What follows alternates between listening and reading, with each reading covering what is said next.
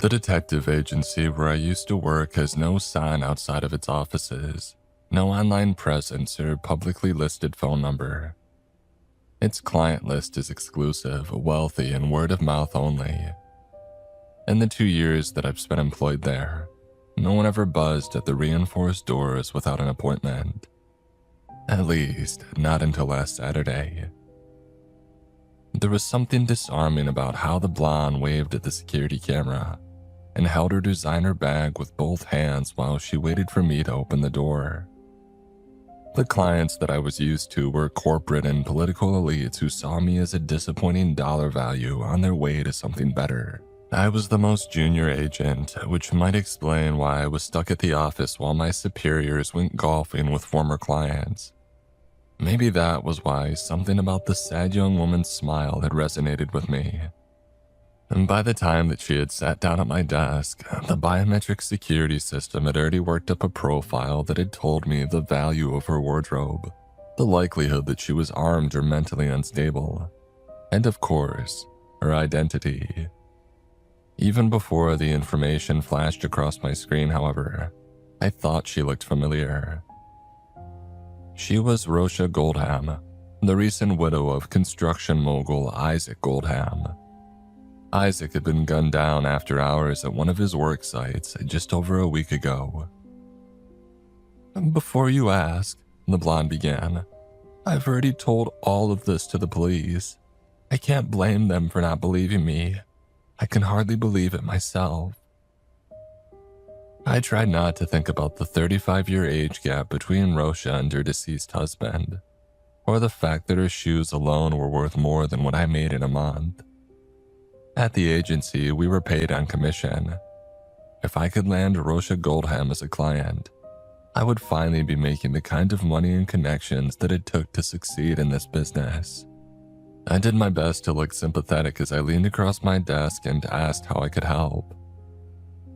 "I would tell you my name," the blonde said, "but you know that already, don't you? Just like how you know about what happened to my husband." I nodded.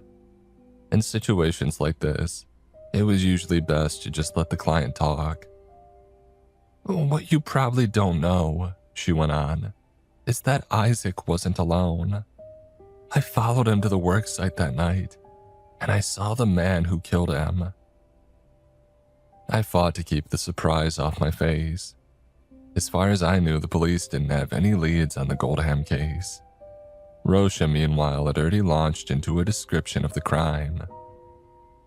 "Oh, it might sound silly to you, detective, but I went after Isaac that night because I thought he might be cheating. I mean, where else would a multimillionaire be going on a rainy Wednesday at 2 in the morning without telling his wife? At any other time, I'm sure he would have noticed me, but something had him distracted. He parked illegally a few blocks over and squeezed through a cut in the fence like he had been doing it all his life. My heels got stuck in the mud trying to keep up with them. Have you ever been in a construction zone after hours, detective?" I shook my head. "Oh, it's dark, real dark. Apart from the lights they leave on to keep away the copper thieves. There's big, shadowy piles of junk everywhere. Ragged plastic that rattles in the wind. Cords tangled on the floor like the tentacles of some monster." Rosha shuddered. Only the skeleton of the apartment complex was finished. Isaac went down some stairs on the side, toward where the basement was going to be, and that was as far as he got.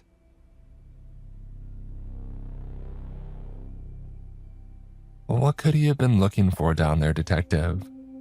It was nothing but a bunch of bare concrete hallways and drain pipes. Rosha drew in a deep breath. "I thought the guy was a squatter at first. I mean, he had on this long coat and wide-brimmed hat, the kind that went out of style like 100 years ago. Anyway, I saw something gleam in his hand. It was the barrel of a gun. I screamed, Isaac turned, and the stranger started blasting. I've never heard anything so loud. And in the light of the gunfire, I saw him. He was so pale that I could see the veins beneath his skin. His teeth looked longer than they should have been, like his gums had rotted away or something, and his face was. The young widow buried her face in her hands.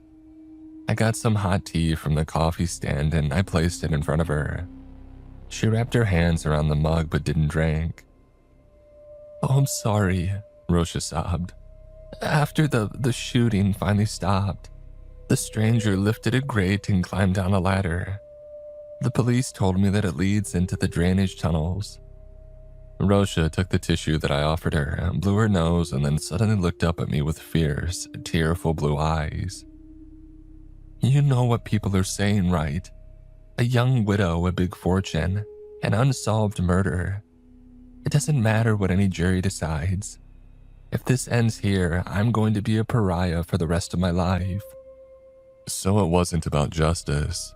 It was about her. I couldn't say that I was surprised. But if Rosha Goldham wanted to pay me several $100 an hour to go stomping through the sewers in search of a pale boogeyman in a trench coat, who was I to argue? I took down a few more details and promised to contact her as soon as I had something. My next call was to Mickey Falstaff at the records office. I don't know what my superiors had on Mickey, but he could get us any documents that we needed from the local government, without the red tape. I told him that I needed some maps of the sewer system. When he asked what for, I laughed and told him that I was hunting a ghost. For some reason, Mickey didn't seem to think that that was funny. He promised to send over the plans that I had requested, but he cautioned me to compare them to the past decades' missing persons reports before I did anything else. There was a significant overlap. I mean, of course there was. The drainage tunnel access points were likely to be in rough neighborhoods and isolated areas. Exactly the sorts of places where people were likely to disappear. It was so obvious that I wondered just what the hell Mickey had meant by that ominous warning of his.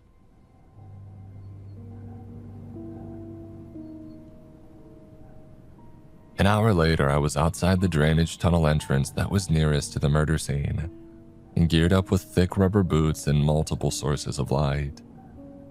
I still hadn't told my employers or anybody else where I was going. I needed to find something for Rosha before some more experienced agent swooped in and stole her away from me. I was breaking half a dozen agency rules already, and if I didn't return to the surface with something, I could kiss my career goodbye. The first thing that I noticed was the smell. A putrid, greenish odor like if water could rot. I followed it to the far side of an abandoned lot, trying not to cut myself on the torn open chain link fence. There it was, a lightless, cylindrical tunnel. Somebody had built a ragged lean-to among all the garbage by its entrance. They had lit a fire in a rusty barrel too, but otherwise there was no sign of them. I switched on my headlamp and continued inside. The further that I got from the daylight, the less that I wanted to leave it behind. The walls were covered with graffiti. Somebody had smeared crap, or maybe tar, on one of them in a manner that struck me as almost artistic. Something brushed against the back of my neck. I hoped it was a cobweb. The tunnel turned and I found myself in true darkness, alone except for the trickle of the water and the slimy culvert beside me. The shanty's trash and other signs of human occupation began to disappear. The tunnel connected with another larger gallery where water poured from pipes into a sinister black pool below. According to my map, the place where Isaac Goldham had been shot was about 100 feet above and to my right. I began moving a little more slowly, searching for a boot print, a shell casing, or any other sign of the mysterious machine gunner. Unlike the police who had been through here earlier, I had every incentive to believe Rosha's story and take my time. But after an hour of searching, I still had nothing. I passed the access ladder leading up to Goldham's construction site, which had been sealed off by police tape even down here.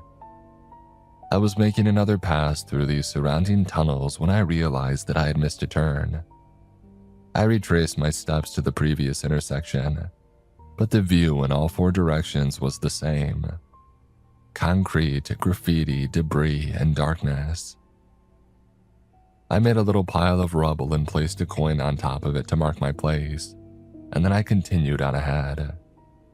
If I didn't encounter the gallery with the black pool after several minutes, I could just return to my marker and try a different passage. That way, I was bound to find the exit tunnel eventually. Or so I thought.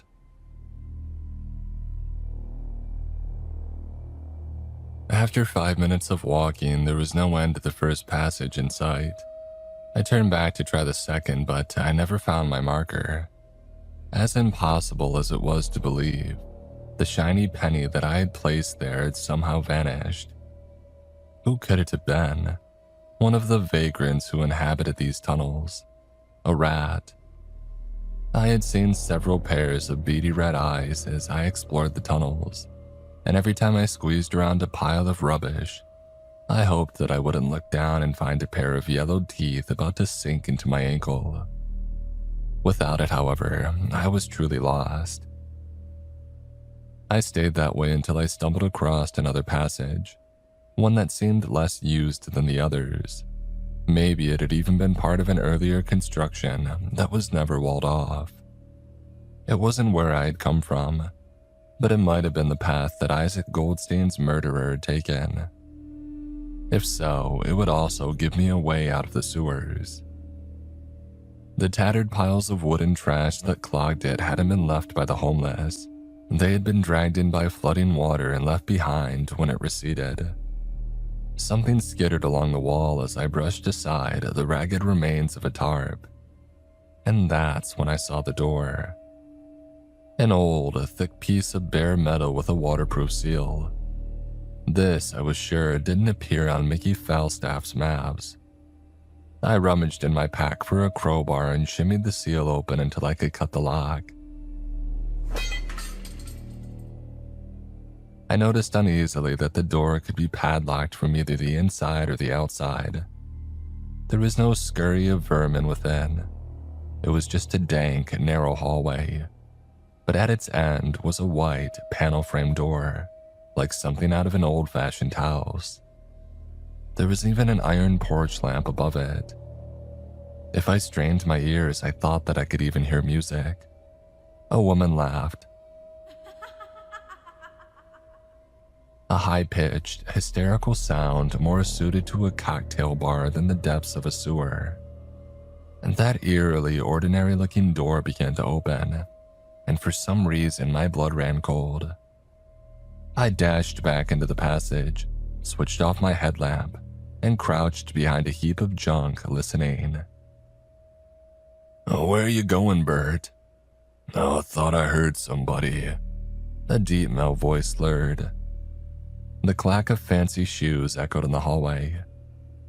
I caught a whiff of old-fashioned cologne, cigar smoke, whiskey, and gun oil. I held my breath. "Oh, there's nothing out there but the rats," another man yelled. "So you'll fit right in." There was another peal of laughter.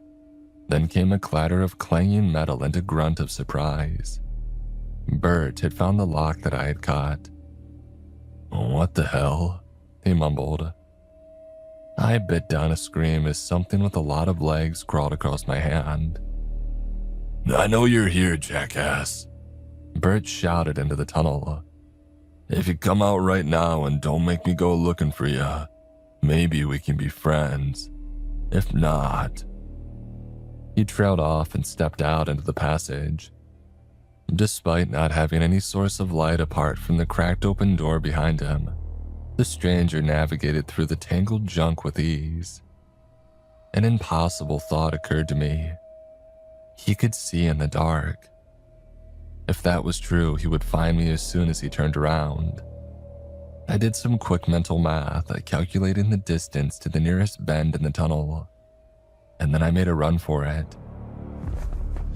The man called Bert spun immediately. The boom of his automatic rifle was deafening. "Oh, don't go," he shouted. "The fun's just getting started." I slipped in the slimy water and crawled on my hands and knees around the corner, panting. Through the painful ringing in my ears, I could barely hear my pursuer's footsteps, slow, deliberate, like he had all the time in the world. And in a sense, he did. I was going to die here, I realized, gunned down in a sewer by some psycho with a machine gun. Still, I didn't have to make it easy for him. And gritting my teeth against the pain, I got to my feet and ran blindly ahead. Feeling my way along the wall for the next passage, my shin bashed against the corner of a discarded bathtub. Spiders scrambled angrily across my face as I crashed through the tattered remains of a shower curtain that had gotten tangled up in the pipes overhead. More ear-splitting gunshots lit the tunnel ahead. I had almost made it to the next intersection. The remains of a tin can exploded near my feet. Bert wolf whistled at me. He was enjoying this, I realized. Maybe he was even missing on purpose, trying to see how far he could run me before I collapsed from exhaustion. He was playing with me like some sick-minded kid torturing a bug.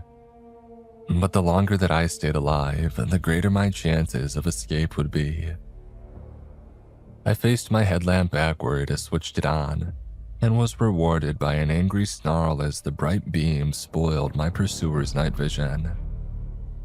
I caught a glimpse of a bulky silhouette, similar to Roche's description. Fedora, pinstripe suit, a horribly pale face with dark, tiny eyes. Bert's curses were drowned out by another burst of gunfire. He had missed again, but instinct told me that my little trick had taken the joy out of the game for him. Now he was shooting to kill. I took a left and then another. I spotted daylight coming from a shoulder-wide pipe in the wall and I scrambled into it. I squeezed through until I saw an ordinary sewer grate up ahead. As I jumped up to pull myself out into the street, I took a final look back down the pipe.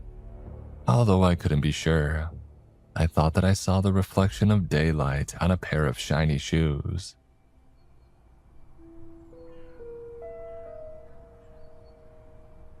I had crawled out into a neighborhood of overgrown lots and shuttered rundown houses.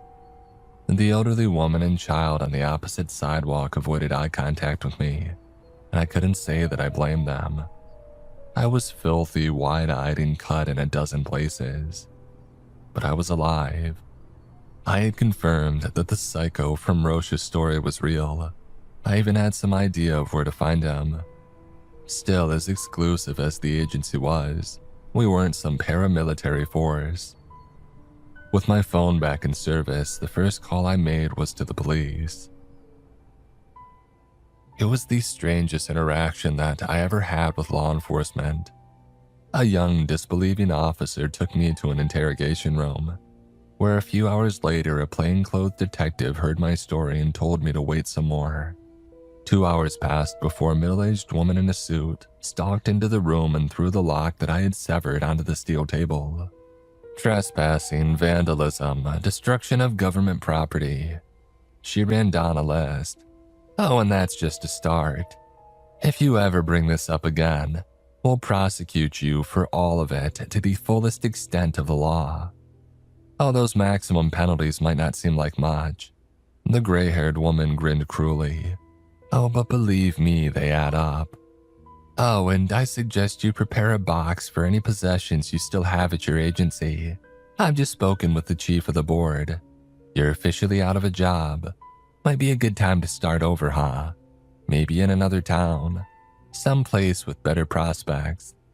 Think about it. The woman turned to go. In less than 30 seconds, she had completely taken apart my life, and I didn't even know her name. I stood, my jaw hanging open. The young officer that I had spoken with earlier was there, but the indulgent smile was gone from his face. He gripped my arm none too gently and led me out of the station. I felt like a stranger in my own city. I thought about the apartment that I had just moved into, confident that my high-paying job at the agency would cover the rent. I could last for another 2 months, maybe 3, but after that, who could say? The agency wasn't exactly going to give me a glowing reference. I pondered what the woman had said. I could pack my bags and head back to the West Coast like a dog with its tail between its legs. Or I could pay a visit to Rosha Goldham. The Goldham place was an imposing downtown structure with views of the lake. Not that there was much to see on such a dreary afternoon. Between the silence and the gray rain drumming against the windows, it reminded me of an overpriced mausoleum.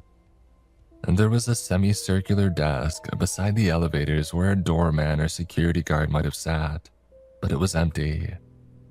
I buzzed Rosha's penthouse myself and she let me up immediately. "Oh my God," she said instead of hello. "What happened to your face?" Although my exploration gear was tucked away in my backpack, the cuts and bruises from my flight through the sewers were obvious. I fidgeted with my hat and fumbled for an answer.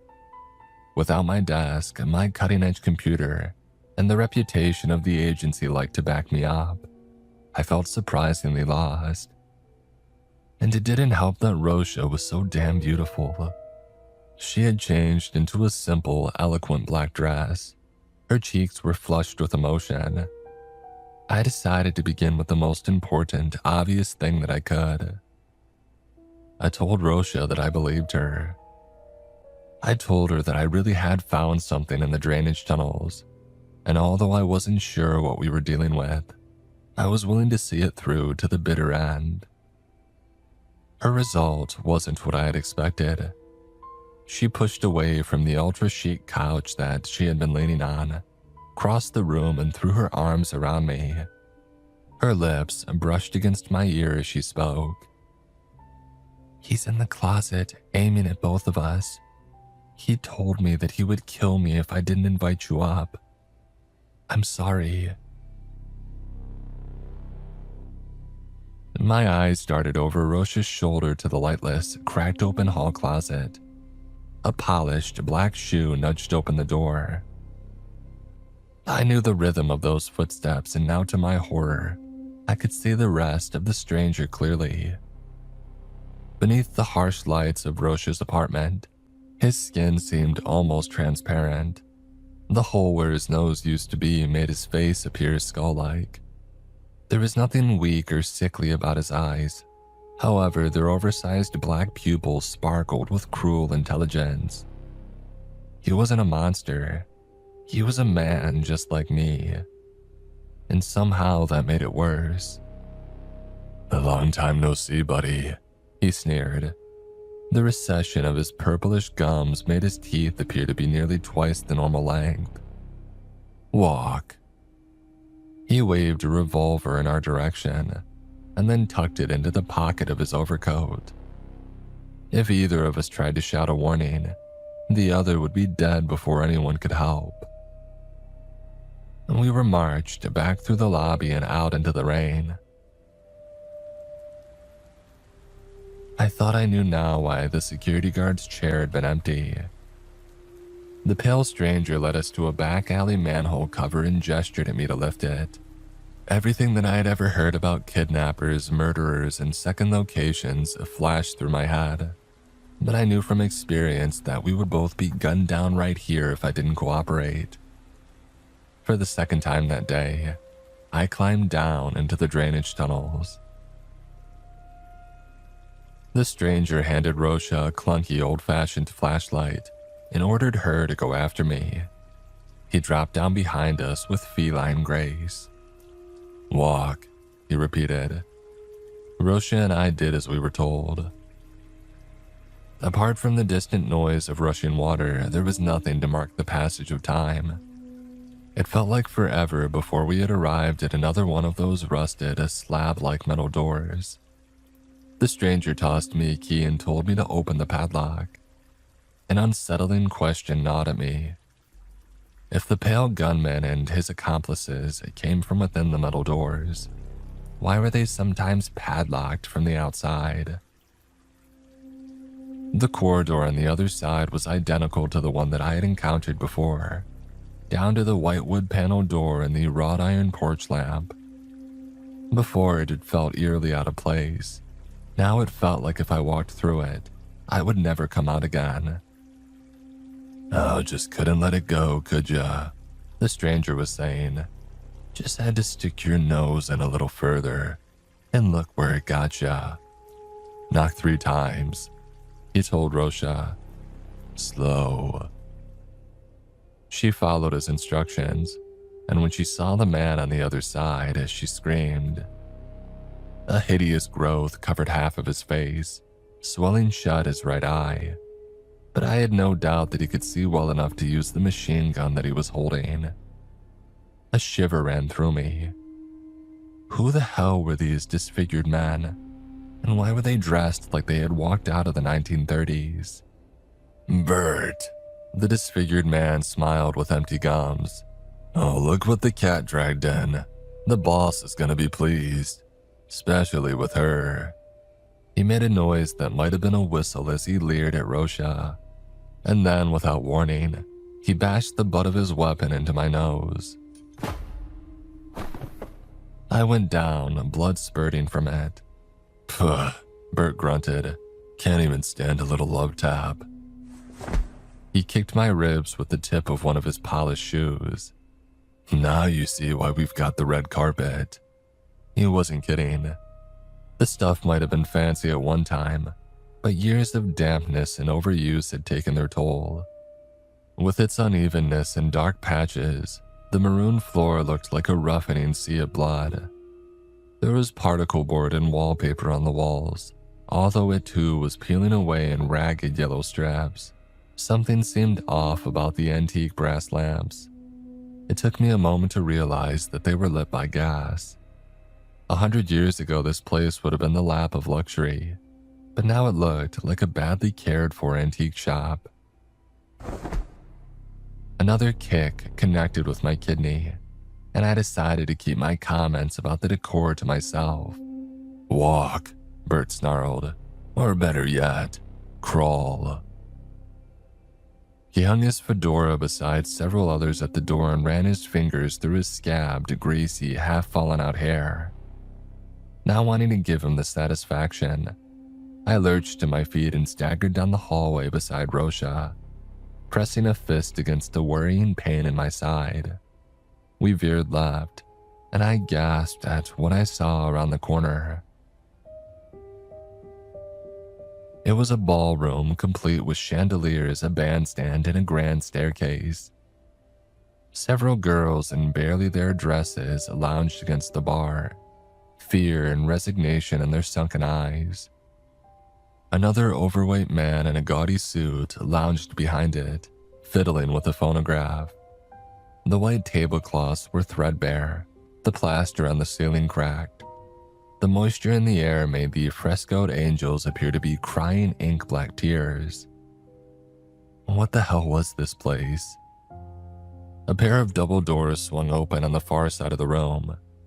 2 of the girls glanced up as we passed. One seemed like she wanted to shout a warning, and the other seemed to be considering making a grab for the big man's gun while he was distracted, but decided against it. The third stared at the counter, too drunk or traumatized to react to our presence. And with a shudder, I realized why they looked so familiar. All 3 could have been grown-up versions of some of the missing persons photos that I had seen earlier. A pair of double doors opened on the other side. 2 men, young, uncomfortable in their baggy outfits, and not quite so disfigured, held them open for us. Within, a group played cards around a table. The light was so dim that I couldn't make out much more than their hands and shirt sleeves. "This is them, boss," Bert announced, bowing his head respectfully. The large man at the rear of the table waved a large, scarred hand. The other card players backed away into the shadows. He snapped his fingers and somebody brought him a gin and tonic on a silver plate. For a minute, there was no sound but the hammering of my heart against my chest. Then the man that they called a boss finished his long, slow sip. "Let me ask you a question," he said, arms wide open and treacherously friendly. "Just who do you think you're dealing with here?" These psychos were going to torture us to find out what we knew and then kill us. I could see that clearly now. It might be slower or faster, more or less painful, depending on what I said. But no matter what, the outcome would be the same. Rage boiled over inside of me. "A bunch of freaks in cheap suits," I snapped. "You're something out of a bad gangster movie." Bert moved to hit me, but the boss held up a hand. "Oh, a gangster movie, huh?" he mocked. "You've ever heard of somebody called Alphonse Capone?" I glared. Chicago's most famous crime boss had been dead for nearly a century, but just about everybody in the city knew his name. "Okay, I'll take that as a yes. Let me ask you another question. You really think a guy like that with all those millions would just let himself get locked up behind bars? There have always been lookalikes willing to go to prison to protect their families, and there have been tunnels in this city since the 1860s. "So what?" I snorted. "You want me to believe that you're Al Capone?" "His great-grandson, actually. And if you're asking yourself why we're allowed to go on doing business down here, just look at what happened to Mr. Isaac Goldham. Murdered by a guy with no fingerprints, no birth certificate, and absolute loyalty to me. How many others do you think we've washed over the years? Why get rid of us when we can be so useful to the powers that be?" "And the disappearances," I challenged. "Well, I mean, we gotta repopulate somehow, right?" The boss laughed. "Our connections up top take care of the rest. They keep us in good food and good liquor, even send down medicine to keep us from getting any, sicker. And in return, we do what we do best." I thought about the weird facial sores, the rotted off limbs and skin that never saw sunlight. Hadn't the real Al Capone died of syphilis? Regardless of whether there was any truth to what this psychopath was saying, the symptoms lined up. I was no doctor, but even I knew that the horrible mutations that I had seen down here could be prevented if treatment happened early enough. But did the boss and his goons know that? If somebody up above wanted to control and use these twisted underground hitmen, then making them medically dependent would be a perfect strategy. "Oh, it's been nice talking to you. We don't get many visitors down here, you know," the boss commented. "And besides, there's something, I don't know, refreshing about spilling your guts to some stranger. Confession's good for the soul, they say. And while they've got plenty of ladies and liquor down here, we ain't got no priest. They take their secrets to the grave, you know. And you will too." The boss leaned forward and grinned. From the top of his nose to the bottom of his chin, the center of his face was a single gruesome, weeping sore from which his teeth stuck out at jagged angles, like bent tombstones. He snapped his fingers again and strong hands closed around Rosha and I, pulling us apart. I fought to hang on to her, but somebody punched me in the stomach.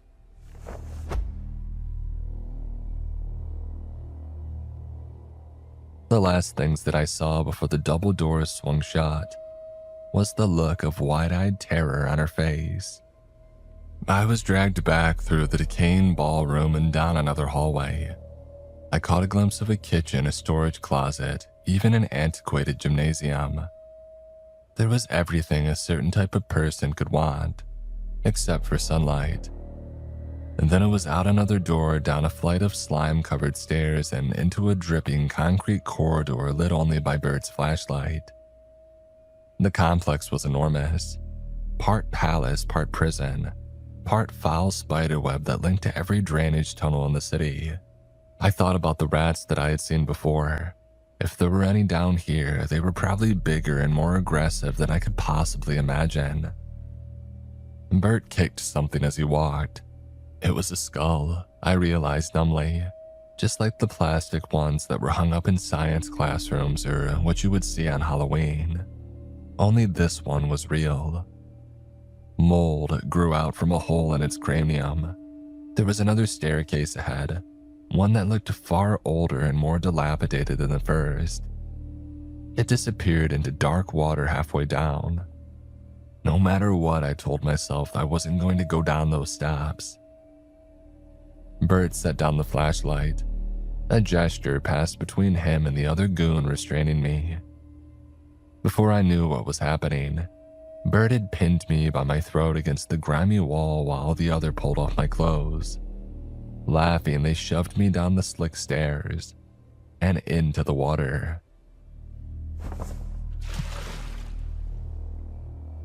I'll never forget that feeling. It was oily, cluttered with offal and grease, and freezing cold.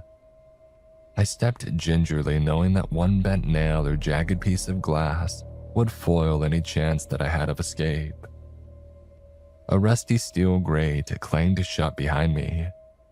Was this a prison, a torture pit? What the hell had been the point of dumping me down here without even a stitch of clothing?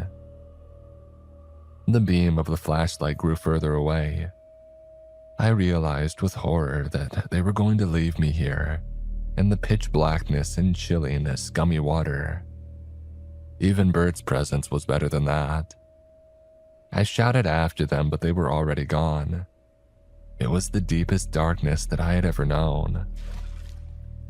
Something splashed into the water.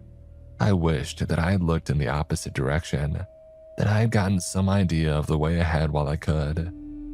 Because now all that I could do was feel my way blindly along the stone. And there was light up ahead, the same dim, eerie gaslight that illuminated the whole complex. I didn't want to move toward it, but waiting in the foul water was even worse. The slow sloshing of my footsteps felt like some kind of countdown. I didn't understand what the round space was until another grate clanged down behind me. I was in a pit about 30 feet across, constructed of slick, rough brick. Shadowy figures looked down at me. I could hear chatter and the clinking of glasses above. As my eyes adjusted to the light, I realized that the space above had the same gaudy style as the ballroom that we had been marched through before. The faces watching were also familiar. I recognized Bert, the boss, several of the other gangsters and their victims, as well as Rosha. At some point, she had been forced to change into one of the same sheer flapper dresses that the other girls wore, complete with a feathered headband. A red velvet rope lowered into the pit. A shirtless figure scrambled down it. He had the same sores and wide, light-deprived pupils as the others, but he was barely more than a teenager. My stomach turned at the thought that kids grew up down here, surrounded by decadence, decay, and violence. They became the next generation of killers. And that was why I hadn't been gunned down on sight. They had been saving me, I realized, to serve in this boy's initiation ritual. He spat, flexed, and cracked his neck. Somebody tossed a pair of switchblades into the ankle-deep water. "Time for your first blood, Joey." The boss's voice rumbled down from on high. "Show us his guts in you," he said to me. "If you win, you and your girl can walk out of here. No strings attached. How's that for a deal?" As an answer, I stooped, snatched the knife, and held it at the ready. The boy kicked his up and caught it with a flourish. He puffed his chest out at me, trying to look intimidating, but the uncertainty in his eyes was obvious. His muscular build had made him look older than he was. Now that we were face to face, I was sure that he couldn't have been more than 14 years old. Now, I was no Navy SEAL, but the agency didn't hire anyone who couldn't handle themselves in a fight. The kid lunged, but he didn't overextend. Somebody had trained him well. He kicked water at my face before his next cut, but the motion threw him off balance. I dived in and shoulder tackled him while he still had one hand in the air. The boy tried to stab downward into my shoulder, but the blade fell from his hands and clattered away. The room echoed with boos and cheers. I lifted my knife on high and the boy cringed. I hesitated, and that was all the advantage that he needed. He elbowed the side of my head and rolled me. He pinned my wrist, bashing it again and again into the ground until I let go of my only weapon. His strong, bone-white fingers gripped my throat. As I struggled to break free, he headbutted me, and then leaned in and whispered into my ear, "Play dead. Even if you win, they'll shoot you anyway." It sounded much less like a lie than what the boss had told me. The boy pretended to strangle me and I played along. My nose was already bleeding, and the blood in the water made the lie look more real than it might have otherwise. "Oh, that was quick," Bert complained. From where I floated with my eyes shut tight, I could hear the clunking of his enormous antique gun. "Oh, say boss, how about I light him up a little bit? That guy had me running all over the city." "Save it," the boss cut in. "I need you to go take out this law student up by Devon Avenue. She's been asking some ugly questions about where the public works money goes." Still grumbling, Bert lumbered off. "That was some fast thinking, Joey. I was afraid that he had you for a minute." The boy's footsteps splashed as he walked to the pit wall and scrambled back up the velvet rope. Rosha was crying. "Flush him," the boss sighed. Another grate screeched open. Water flooded into the pit, lifting me up and carrying me along with it. I was swept down a second filthy passage. Clumps of algae, discarded cans, and worse things brushed against me as I passed. The light at the end of the tunnel was getting further and further away. I clenched my teeth to keep from crying out as I bumped against a pile of something jagged. I couldn't see what this stuff was, but it was everywhere, piled so thick and tall that water could barely slip through. As something brushed against my bare foot, I reached out and gripped it, afraid that it was some kind of horrible underground creature. But it was only the leg of the pants that I had been wearing earlier. The rest of my possessions followed behind. They had been disposed of right along with me, and among them was my waterproof headlamp. I switched it on and finally realized what the water had pressed me up against. Human bones, an entire wall of them, clotted with the ragged remnants of clothes and belongings. Although some were adult, the majority were the malformed remains of those younger. The unwanted, I suppose, of the human monsters upstairs. At the top of the hideous mound, there was another grate. I climbed hand over hand, trying not to think about what supported me, or how long it would be able to hold my weight. The grate above was locked, of course it was. I had avoided a quick death by gunfire only to earn a longer, far more terrible one of starvation in the dark. There was another splash in the water down below, similar to the one that I had heard earlier. I angled my headlamp down. Half a dozen blind, red eyes stared back at me. Maybe my death wasn't as far away as I had thought. Just as I had feared, they were the biggest rats that I had ever seen. Their lips peeled back when they saw me. They climbed hungrily and without a hint of fear, given the pile around them. I figured they had been surviving on human flesh for quite some time now. I kicked at the nearest one. It dodged easily, leapt, and sank its fangs into my leg. It was the size of a cat, its black fur sleek and oily beneath my fingers as I fought to pull it away. Another sprang onto my back, its tiny claws scratching at my bare shoulder as it struggled to get closer to my neck. Its wormy tail was at least a foot long. Loose bones slipped beneath my feet, splashing into the water below. I was losing my balance. and more rats were already scurrying up the pile of bones. Hit him in the eyes. A voice hissed from above me. It was the boy, Joey. They don't like that. It wasn't as easy as he had made it sound, but it worked. While I swatted away the vermin, Joey unlocked the grate. After scrambling through and slamming it down on the gnashing teeth below, I asked him why he was helping me.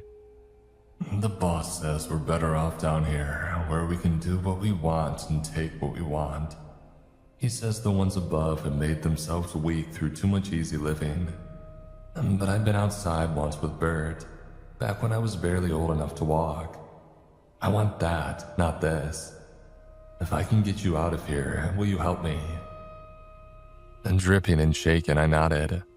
I had one condition, however. We weren't leaving without Rosha. In the wavering light of my headlamp, I saw Joey grit his teeth. Oh, those guys' brains might be rotten from the sickness and too much booze, but they're not dumb. I used Bert's keys to get out of here, and it won't be long before he notices that they're gone. If I waltz back in there, he'll gut me without a second thought. It's too dangerous. I shook my head. I was going back for her, I told him, with or without his help. My heart raced. If he called my bluff and left me alone in this maze of dripping tunnels, I was a dead man. The pale boy sighed. He gestured for me to follow him. We went up a ladder and through a narrow, cobwebby shaft until he reached another one of those solid steel doors.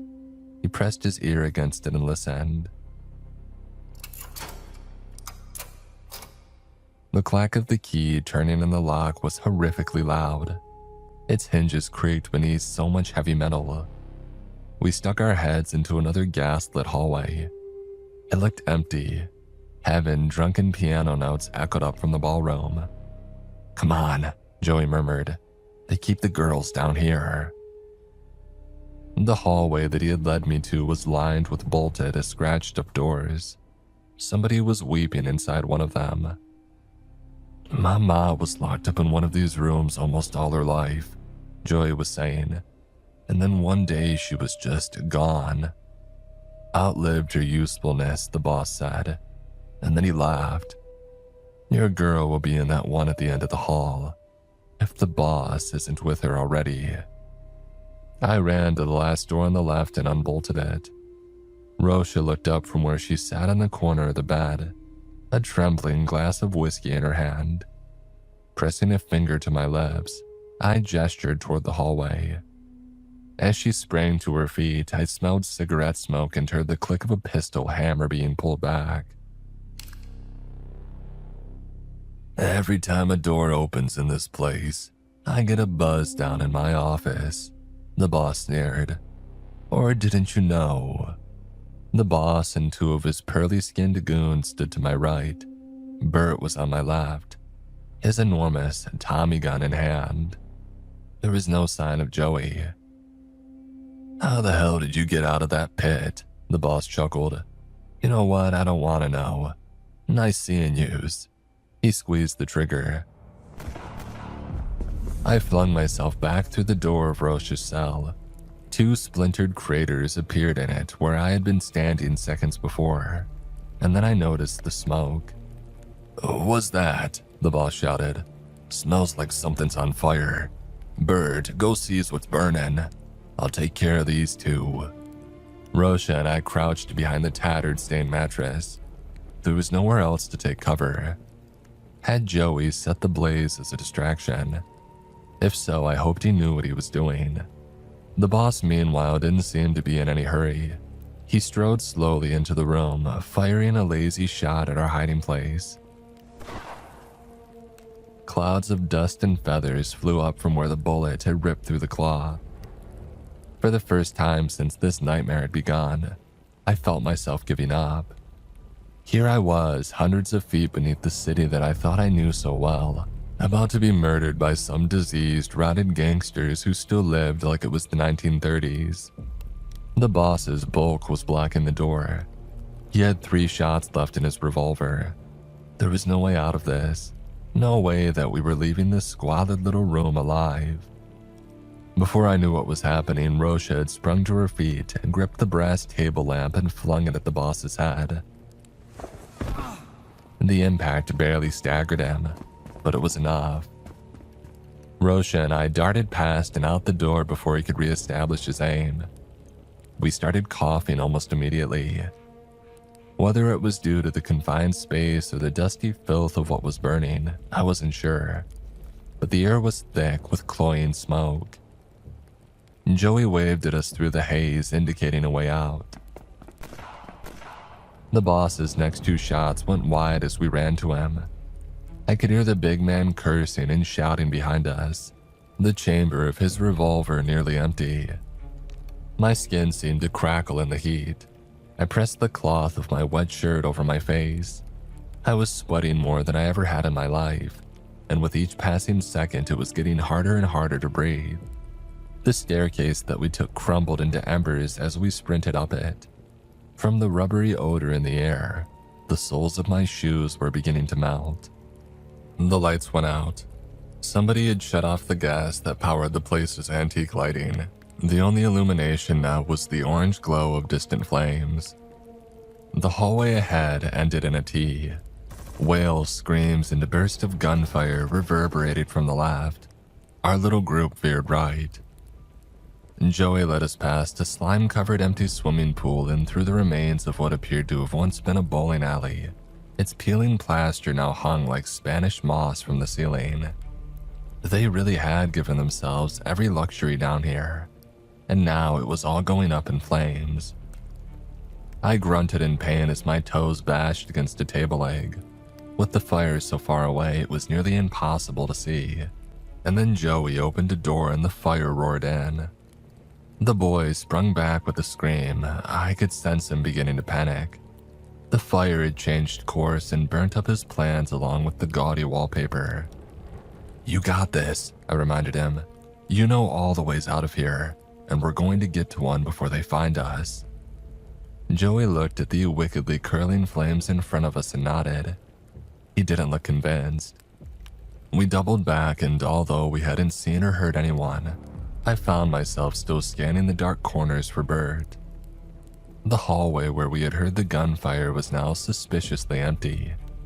As we crept down it, I knew that I would feel this hellish heat and see this awful orange glow in my nightmares until the day that I died. The smoke grew thicker every second until at last, we were in front of a thick metal door. The same one that we had come in through, I realized. Joey's fingers shook as he fiddled with the keys. "It's not working," he coughed. "Birdie must have changed the locks." The fire was here now, creeping around the corner like a living thing. "Give me those." Rosha grunted through the cloth that she held over her face. The padlock gave in on her second try. Joey must have been too tense to realize that he had been using the wrong key, but it didn't matter now. We rushed out into the damp but cool air of the drainage tunnels, and didn't wait around to see if anyone followed. I switched on my headlamp and did my best to decipher a route back to the surface. "Do you think they escaped through one of the other exits?" Rosha asked. Joey shrugged. "I don't know. The boss and the rest of them can burn for all I care. To think that I used to look up to them, that I wanted to be like them." The boy trailed off sickened. I tried to slow my heaving breaths, swept the beam of my headlamp from side to side, and I listened for footsteps that never came. 4 minutes later, we were standing beneath the rainy, light-polluted night sky, so happy that we could have kissed the concrete. Gawking at the bright lights and tall buildings, Joey muttered that he needed some place to lay low for a while. He was an undocumented miner, and even after a lifetime underground, you could guess how difficult that would make life up here on the surface. Rosha wanted to go straight to the authorities. I thought about the gray-haired woman who had threatened me earlier and told her that that probably wasn't a good idea. "There's a hotel used by the elite in town," Rosha told us. "A place with no cameras where nobody checks IDs, and they forget your face the moment that you're through the door. I'll get us a room and give you the number. But right now, you need to get yourself shots for rabies, tetanus, and a dozen other things. Go see a doctor and don't worry. I can take care of the kid." "I'm not just some kid, you know," Joey protested. "I saved both your asses back there and you'd better not forget it." We told him that we wouldn't. A haze of smoke from the underground blaze filled the rainy air. In the distance, I heard the wail of sirens. If we didn't want to answer some very uncomfortable questions, it was time to disappear. Rosha made a phone call, then gave me an address and a room number. As I watched her and Joey walk off into the night, I glanced uneasily over my shoulder at the mouth of the drainage tunnel. For some reason, I couldn't help but feel like I was making a terrible mistake.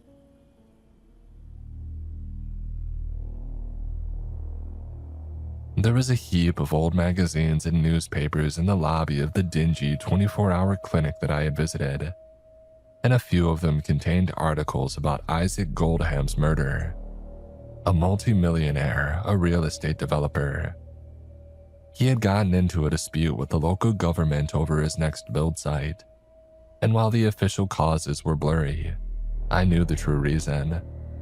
The structure was going to be built right on top of the complex that Rosha and I had escaped from. There was a possibility that the construction would have brought to light the horror beneath our feet.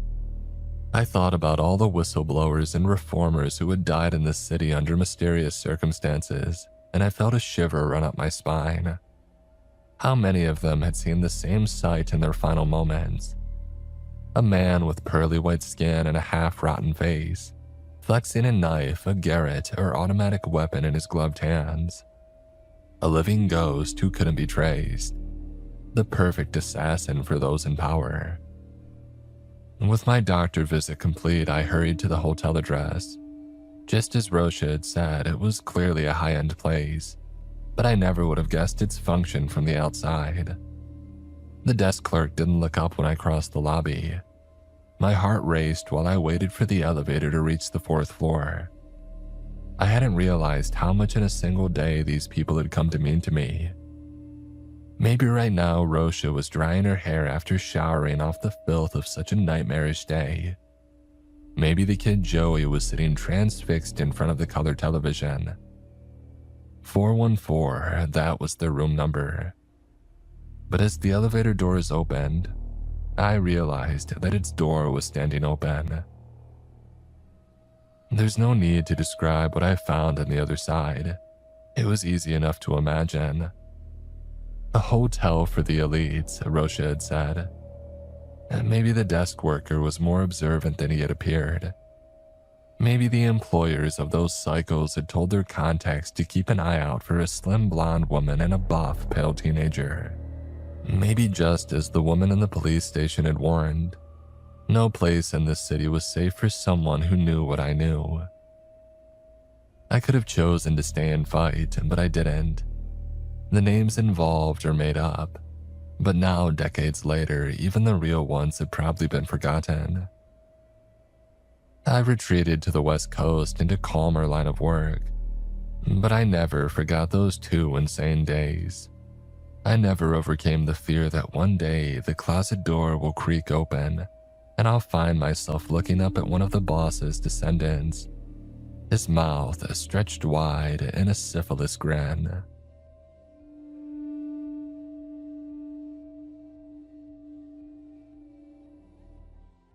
And today's episode is sponsored by Rocket Money. One thing I've been trying to get better about lately is actually knowing where my money goes. It's amazing how easy it is to lose track of subscriptions or little purchases that don't seem like much until they all add up. And that's where Rocket Money has been really helpful. It puts all of your checking, savings, loans, and investments into one dashboard, so you can actually see the full picture instead of bouncing between a bunch of different apps. It also tracks your subscriptions and it can help you cancel the ones you don't want with just a few taps. In fact, Rocket Money has helped users save over $880 million in canceled subscriptions. You can also set budgets, create saving goals, and get alerts for things like large purchases or upcoming bills. And users who create a financial goal with Rocket Money save over $70 on average within the first 30 days. Rocket Money is a personal finance app that helps find and cancel unwanted subscriptions, and monitors your spending, and helps lower your bills so that you can grow your savings. Let Rocket Money help you reach your financial goals faster. Join at rocketmoney.com/Mr. Krabs. That's rocketmoney.com/Mr. Krabs. rocketmoney.com/Mr. Krabs.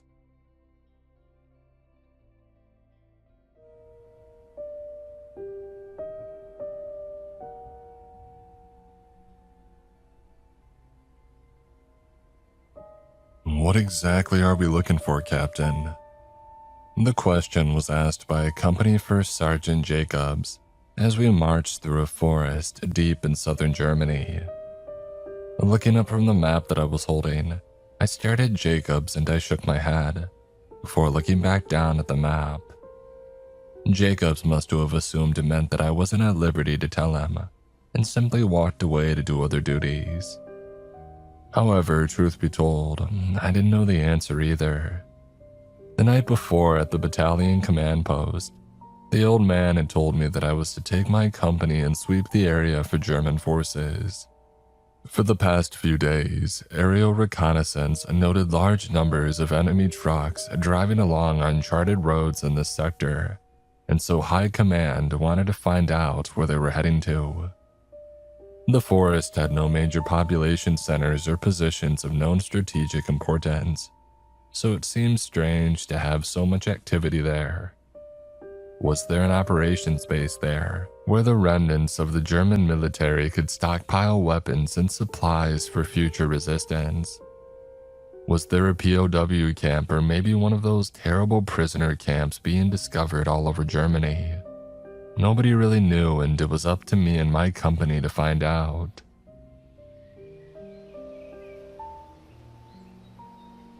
Moving through the forest, my company navigated through the trees and kept an eye out for any enemy activity. Despite the war nearing its end, we knew that we had to keep alert. There were still some die-hard units in place like this, so it was never good to let your guard down in case we encountered them. With reports of trucks rolling around this area, I felt that such units were most likely present. And luckily for us, most of the morning was uneventful. Our search through the area found nothing but trees and rock. After resting at noon in order to eat, we soon continued our search, moving along the same direction until the lead platoon encountered a trail. Following this trail, we soon saw two trucks halted in the middle of the path. Meanwhile, dead German soldiers could be seen in and around the vehicles. Cautiously approaching the trucks, the leading squad quickly made sure that it was clear before securing the surrounding area. I then ordered the company to hold while me, Jacobs, my XO, and the platoon commanders inspected the trucks and the deceased German soldiers surrounding it. Were they ambushed? Second Lieutenant Henry Arnold, commander of 3rd Platoon, asked as he stared at the trucks. To our surprise, the vehicles had various damage on their cabins and their truck beds. To me, it seemed as if somebody took an axe and started swinging heavy blows on the trucks. It must have been some powerful man who did it. However, as the metal in the cabins was heavily shredded. It seems like it. The question now is, who did it? My XO, First Lieutenant Daniel Jenkins, replied, as he inspected the dead men on and around the trucks. Like the vehicles, they seemed to have been attacked by an axe-wielding assailant, as they had limbs sliced off.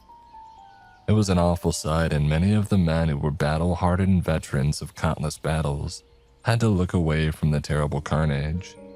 There aren't any resistance groups here, Second Lieutenant Henry Merrill said. I nodded at this, and I remembered the briefing we had at battalion headquarters a few days before.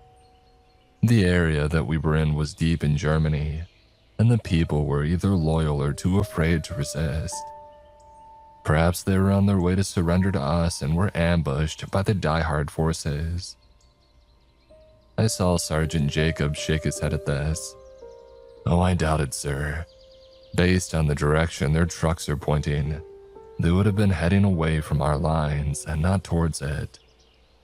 "Then who could have done this and why?" Jenkins asked, but nobody could answer. Instead, we stared at the gruesome sight, confused and worried. Reporting what we encountered to battalion headquarters, I told them that we were unable to find out who was responsible for the destruction of the 2 German trucks and the death of its occupants. A sweep around the area found no signs of those who attacked them. The only sign that a battle had occurred was from the bullet casings that the Germans fired and their dead bodies. Acknowledging the information, headquarters told us to be on high alert and to continue our search around the area. With that, I ordered the company to follow the trail and to keep their eyes open for any hostile activity. I didn't want any of my men to meet the same fate as the Germans on the trucks had. However, as we marched along the trail, the sight of the dead German soldiers and the unknown reasons behind their deaths continued to plague my mind. For some reason, I wanted to turn back to the safety of our lines, but with no good reason to do so, I knew that we had to continue. The sight of 2 truckloads of German soldiers found dead on a trail would not ease the old man's anger at me if I told him I chickened out and failed to meet my objective. And the next hour of the march was without excitement, as we went along the trail and encountered nothing but the noise of the forest. Eventually, though, 3rd Platoon, which was at the head of the company, reported to have found a heavily fortified mine entrance. Wasting no time, I quickly moved forward and joined Arnold, as he and his platoon laid prone in a depression that was covered with thick underbrush. From there, I could see flat open ground which was covered with barbed wire, and it had a concrete bunker covering it. Next to the bunker was a gun emplacement for a German 88. Meanwhile, behind the bunker were 2 watchtowers that guarded the concrete entrance that led to a tunnel on the side of a mountain.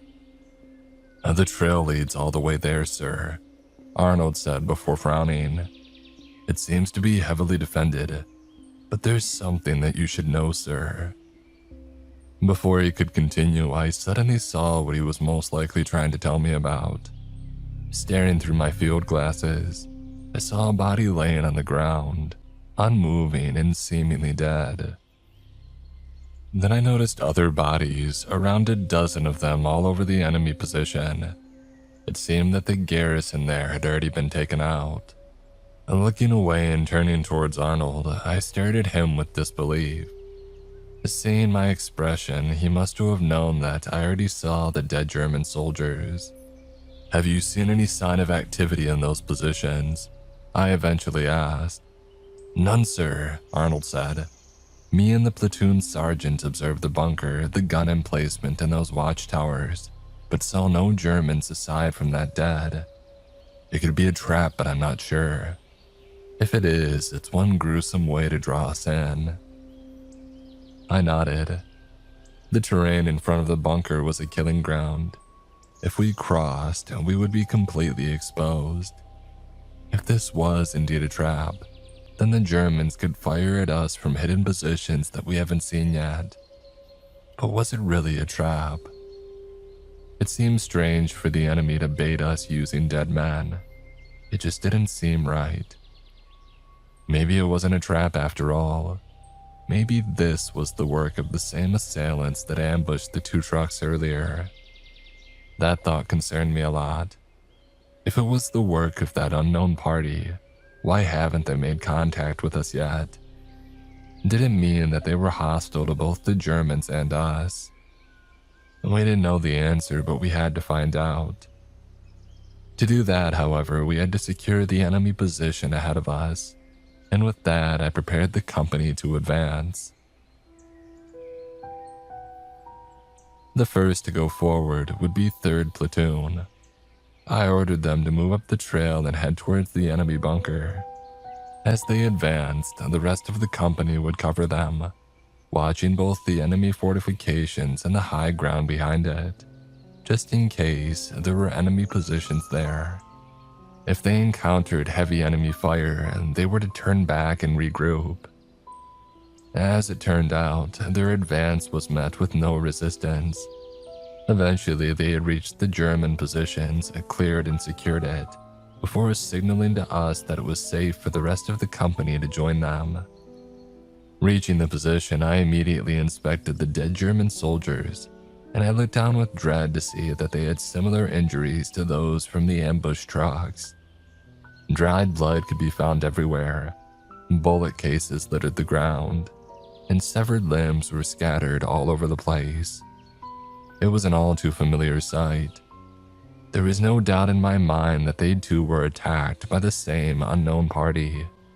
And the question now was, who were they, and where were they now? Radioing headquarters, I reported our position to them and told them what we found so far.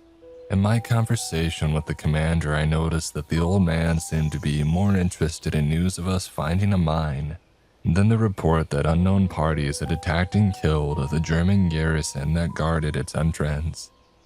His excitement regarding the former was probably because of the treasures that German mines seemingly held.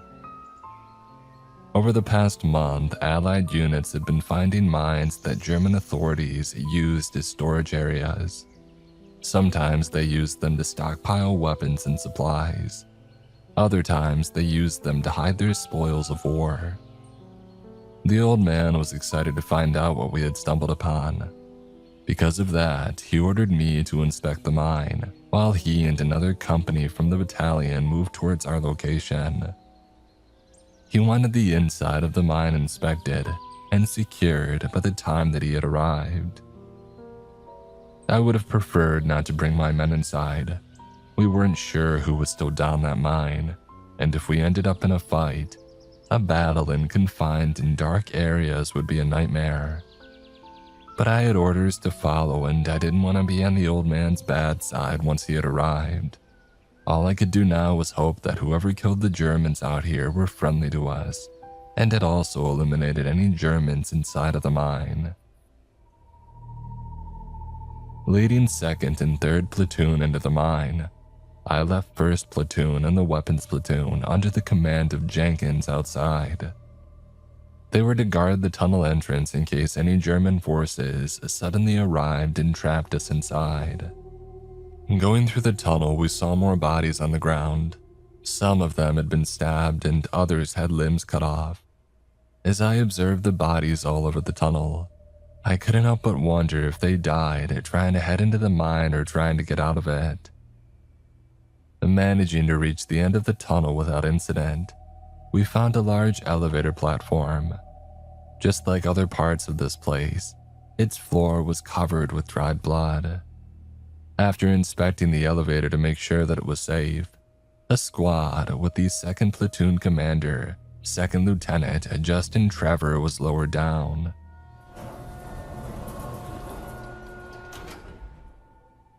After a few minutes, the platform rose back with one of his men, who said that it was safe to go down and that I would be amazed to see what they found. Curious, I inquired what they saw down there. "It's some kind of factory, sir." "What kind of factory?" I asked, as we rode the platforms down. "Rockets, Captain," he said, scratching his head. "Like the ones they've been throwing at London, except they're bigger. They remind me of the time we went to New York to board the ship across the Atlantic."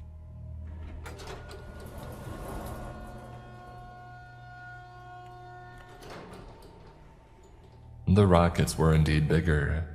The underground room itself was huge. It was like an aircraft hangar deep under a mountain. Somehow the Germans had managed to carve out a gigantic room this far beneath the ground.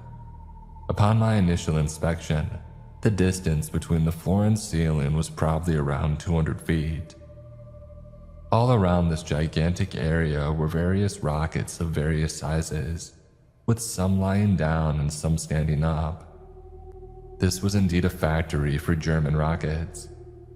However, just like above, dead bodies and bullet cases also covered the place. But unlike above, the dead were not just soldiers. Instead, it was a combination of soldiers and civilians, with the latter most likely being the technicians and laborers who worked in this facility. The presence of death within the mine itself told me that the unknown assailants had gotten in here too. Whether they were still in here or not, I wasn't sure, but the sight of so many dead was concerning. With us still not knowing what their intentions were, I ordered the men to keep their eyes open and to be careful at every corner. For all we knew, they might not be targeting just the Germans. As we began to search the area, I couldn't help but inspect some of the rockets that were held there. There were rockets of various sizes, and I was amazed how the Germans were able to produce these large machines in such quantities. Clearly, their underground industry and infrastructure was far greater than what we thought. One of the smaller rockets in there was over 40 feet long and had a diameter of over 5 feet. Upon approaching one, I recognized them as the V2. It looked exactly just like the ones in the photographs the battalion S2 had showed us. And the other rockets, though, I could not recognize, but they were definitely bigger than the V2s. As we moved around the hangar and checked each rocket, it seemed like some of them were supposed to fit on top of one another. Now, I was no expert when it came to rockets, but it was obvious that numerous big rockets stacked together could extend the range of the last rocket on the stack. This made me wonder if the Germans had been developing a weapon that could hit further into Britain. Maybe they were even developing one that could hit America. Staring at the size of the rockets and their engines, I didn't think it was outside the realm of possibility. Looking around even more, I noticed a couple of strange rockets that stuck out from the rest. The first one was a small rocket around 40 feet long. This rocket had a small pair of wings that ran along its length, while at the front there was a canopy. Clearly, this one was meant to be piloted. The thought of somebody riding a vehicle as dangerous as a rocket astonished me, and I wondered what unlucky pilot got assigned such a frightening job. The second strange-looking rocket was one that had a strange shape, one that made it resemble a bell and stood on 4 pylons that acted as its legs. Standing at around 60 feet in height and having a diameter of around 20 feet, it was definitely one of the bigger rockets there. Inspecting it, I noticed that unlike the others, it had no engines on it. Instead, the bottom was flat and there seemed to be no place for any of the rocket engines to be placed on. Another strange thing about them was that they had these large ramps on their side that led to the interior. Glancing inside, I could see that there were seats and controls in there, just like a cockpit. Seeing that made me wonder if what I was looking at was a rocket, since I assumed that those areas were supposed to be where the fuel was and not a cockpit. I was tempted to go inside and look around more, but I decided against it. There could be booby traps that could destroy the equipment and harm it. So I decided to leave it alone and let the engineers figure it out when they get their hands on it. There were 2 of the bell-shaped rockets in the hangar, with one seeming to have some form of major damage, while the other had a few dents on its hull, but it was largely intact. This latter rocket seemed to have been undergoing maintenance, however, since many of its panels were removed, while its machinery were littered all around it. As I continued to explore the hangar, one of the soldiers from 3rd Platoon approached me and said that Lieutenant Arnold had requested my presence. Earlier, I had ordered 3rd Platoon to further explore the facility and search the other rooms there, while 2nd Platoon remained at the hangar, clearing it and doing the best they could to pile the German dead to one corner of the room. After looking around the vast facility, it seemed that Arnold and his platoon had found something important. Taking a stairwell at the side of the hangar, The 3rd platoon man led me up a few flights of stairs until we had made it to a room. In the room, Arnold stood there waiting. The room that he was in was filled with cabinets and tables covered with folders and documents. Gesturing to one of the tables, I looked to where Arnold was pointing and was impressed by what I saw. Schematics from one of the rockets was there, laid out right in front of us. I quickly realized that he had stumbled upon the blueprints and technical papers regarding the rockets being built in this underground facility. Smiling, I gave Arnold a pat on the back, knowing his find would be helpful for the engineers who would be studying the rockets that we found here. Sure, having the finished product was nice, but with these documents, the engineers at home would not only learn how to use the rockets, but also learn how to reproduce them without having to tear apart and study the ones in the hangar below. Looking around the room and seeing what else we could find, I noticed a panel of windows off to one corner. Glancing out of it, I realized that it offered a complete view of the hangar area below.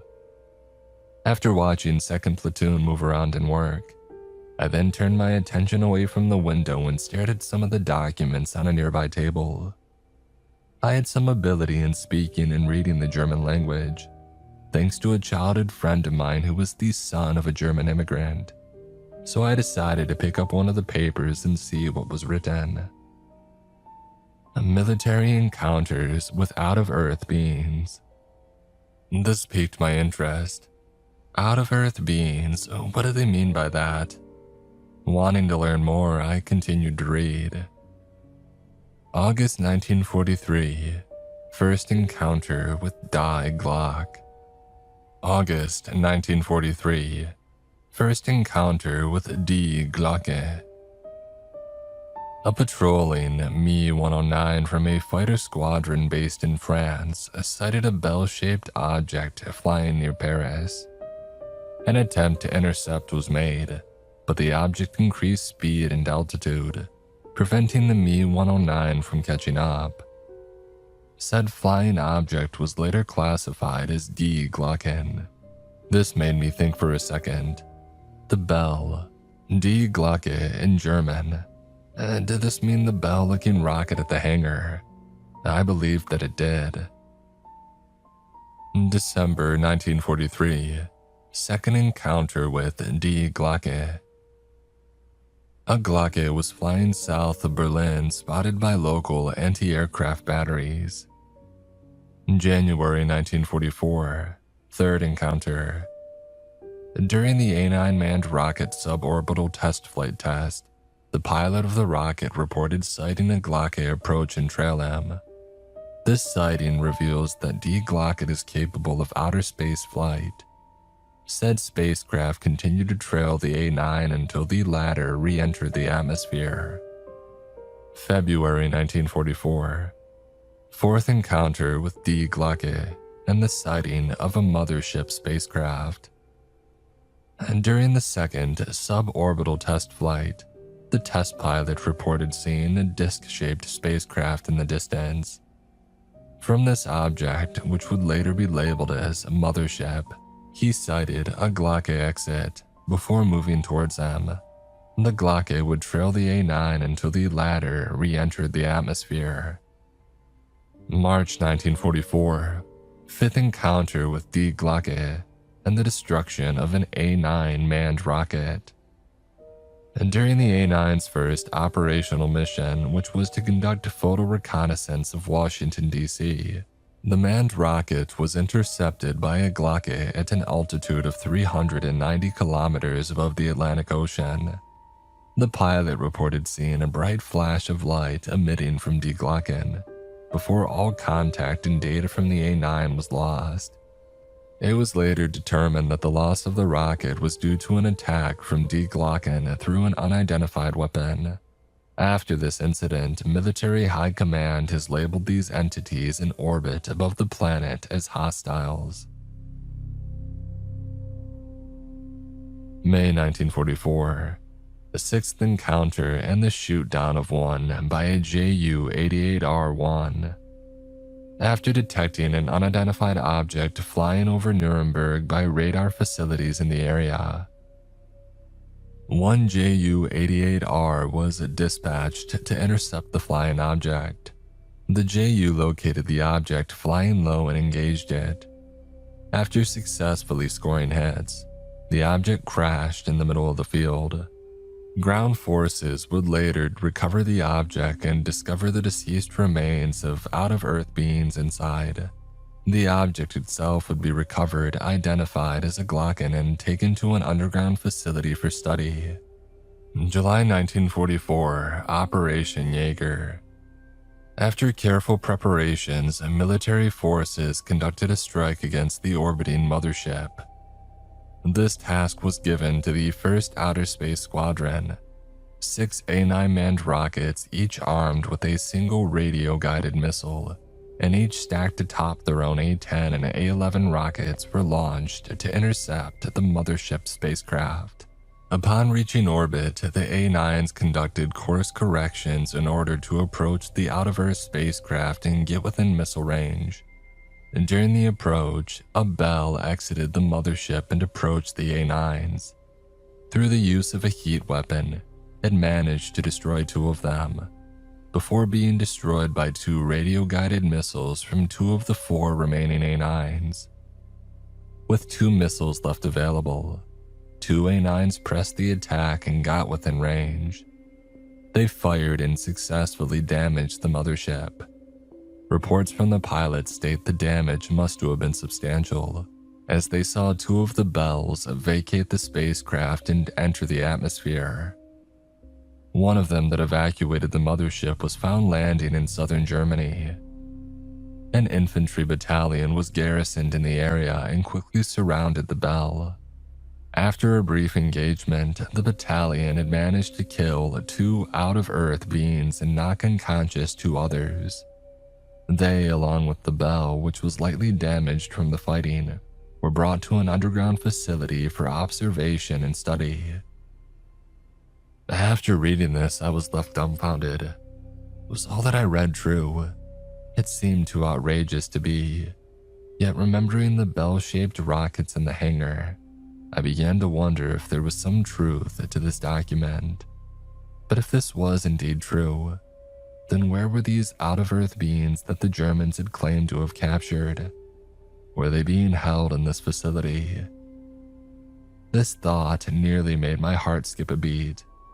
If they were indeed being held here, then where were they contained? And then another thought came into my mind. Were they even still contained? Remembering the dead bodies and the gruesome ways that they were killed, I assumed that they could have been the work of these beings. I then realized that we could be trapped here with creatures far stronger than us. At that moment, I was lost. I didn't know if I should believe the document or throw it away as rubbish. I was in the middle of debating with myself about that topic when Arnold's platoon sergeant came racing up the stairs. "Sir," he said to Arnold before turning to me. "Captain." He then paused, catching his breath before continuing. "We found something you both need to check out." Shoving the document into my pocket, I nodded and ordered the sergeant to lead the way. Moving down and going through long dark halls, the sergeant brought us deeper and deeper into the facility. With each hall, the occasional dead German could be found. Eventually, we reached a hallway where 2 3rd platoon soldiers stood at the entrance. Laying on the floor next to them were 2 dead German soldiers, whose arms were cut off from their torso. Ushering us in, the platoon sergeant waited for me and Arnold to enter before following us. Inside the room were 2 large metal doors, both of which were ajar. Behind each door was a large metal bed that had multiple chains attached to it. It didn't take long for me to realize that it was some kind of holding cell. Moving towards the closest cell, I noticed that the metal door was at least 5 inches thick. Yet despite its thickness, it was clearly heavily damaged. Dents on the metal could clearly be seen, as if somebody had been punching it. Not only that, but the door had a hole where the large mechanical lock should have been. Looking around, I found the heavy lock laying on the other side of the room, as if it had been pushed off. I frowned upon seeing that. Something from inside must have applied enough force to remove the lock. Whatever was in there, I knew that it couldn't have been human. No man could have had the strength to do that. With no signs of explosives being used, it was obvious that sheer natural strength had kicked the lock off the door. Turning my attention to the other cell, I noticed that its door also had dents. However, the lock on that one was intact, although unlocked. My assumption at the time was that whatever was contained in the first cell, it had gotten out and freed the one in the other cell. After seeing the damage on the metal doors and noting the chains on the bed, I quickly remembered what I had read earlier in the German document. This must be where the Germans kept the creatures they captured from the spacecraft. Realizing that there was indeed truth to what was written on that paper, a sense of urgency suddenly filled me. Lurking in this mine or possibly in the surrounding forest were creatures not from this planet. At that point, I knew that we were in danger. Turning away from the cells, I quickly stomped back towards the hallway, as Arnold followed close behind. I told him about the paper I read and the possibility that Germans were killed by the creatures that they kept in here. I then ordered him to gather his platoon and meet me by the elevator platform.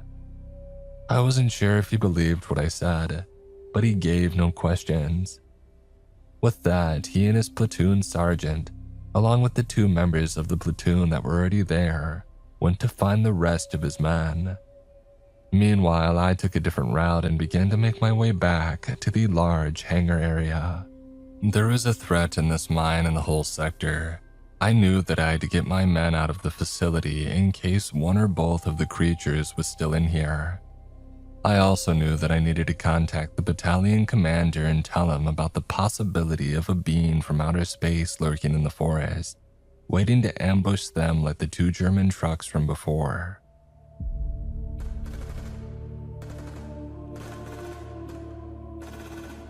As I made my way through the maze of hallways, the distinct sound of gunfire immediately halted me. It was a continuous burst, and I identified it as the sound of a Thompson submachine gun. One of my men was firing at something.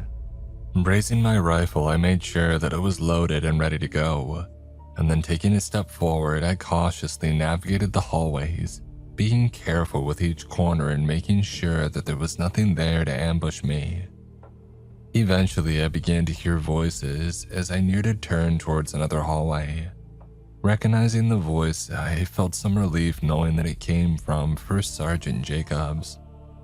However, the relief quickly turned into panic as I realized what he was saying. "Come on," I heard him shout. "Move faster, it's gaining on us." Rushing forward and turning the corner, I looked on to see 3 of my men heading towards my direction. A terrified expression could be seen on their faces as they ran for their lives. Behind the 3 was Sergeant Jacobs, who held his ground and fired his submachine gun at something at the other end of the hallway. Since the lighting there was dark, it was hard to tell what exactly he was trying to hit. But as he turned around to fall back, a creature that I've never seen before soon emerged from the darkness. It was strange and it was terrifying. The creature was nothing what I had expected a being from space would have looked like. I had read a couple of science fiction comics before the war, and every single time they showed creatures from other planets, they always looked human. However, what we had encountered in the facility was far from human.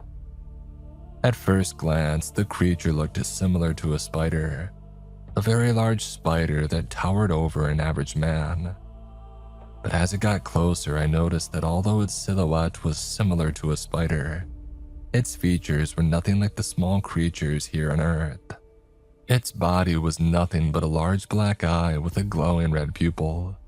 It was frightening and unblinking, and I watched as it stared at Jacobs with murderous intent. Protruding from that eye were 8 legs that moved in a fluid manner that was dissimilar to the way that I knew spiders walked. It was also fast, as I saw it get closer and closer to Jacob's. Soon it looked like it would be in range to jab one of its legs at the sergeant.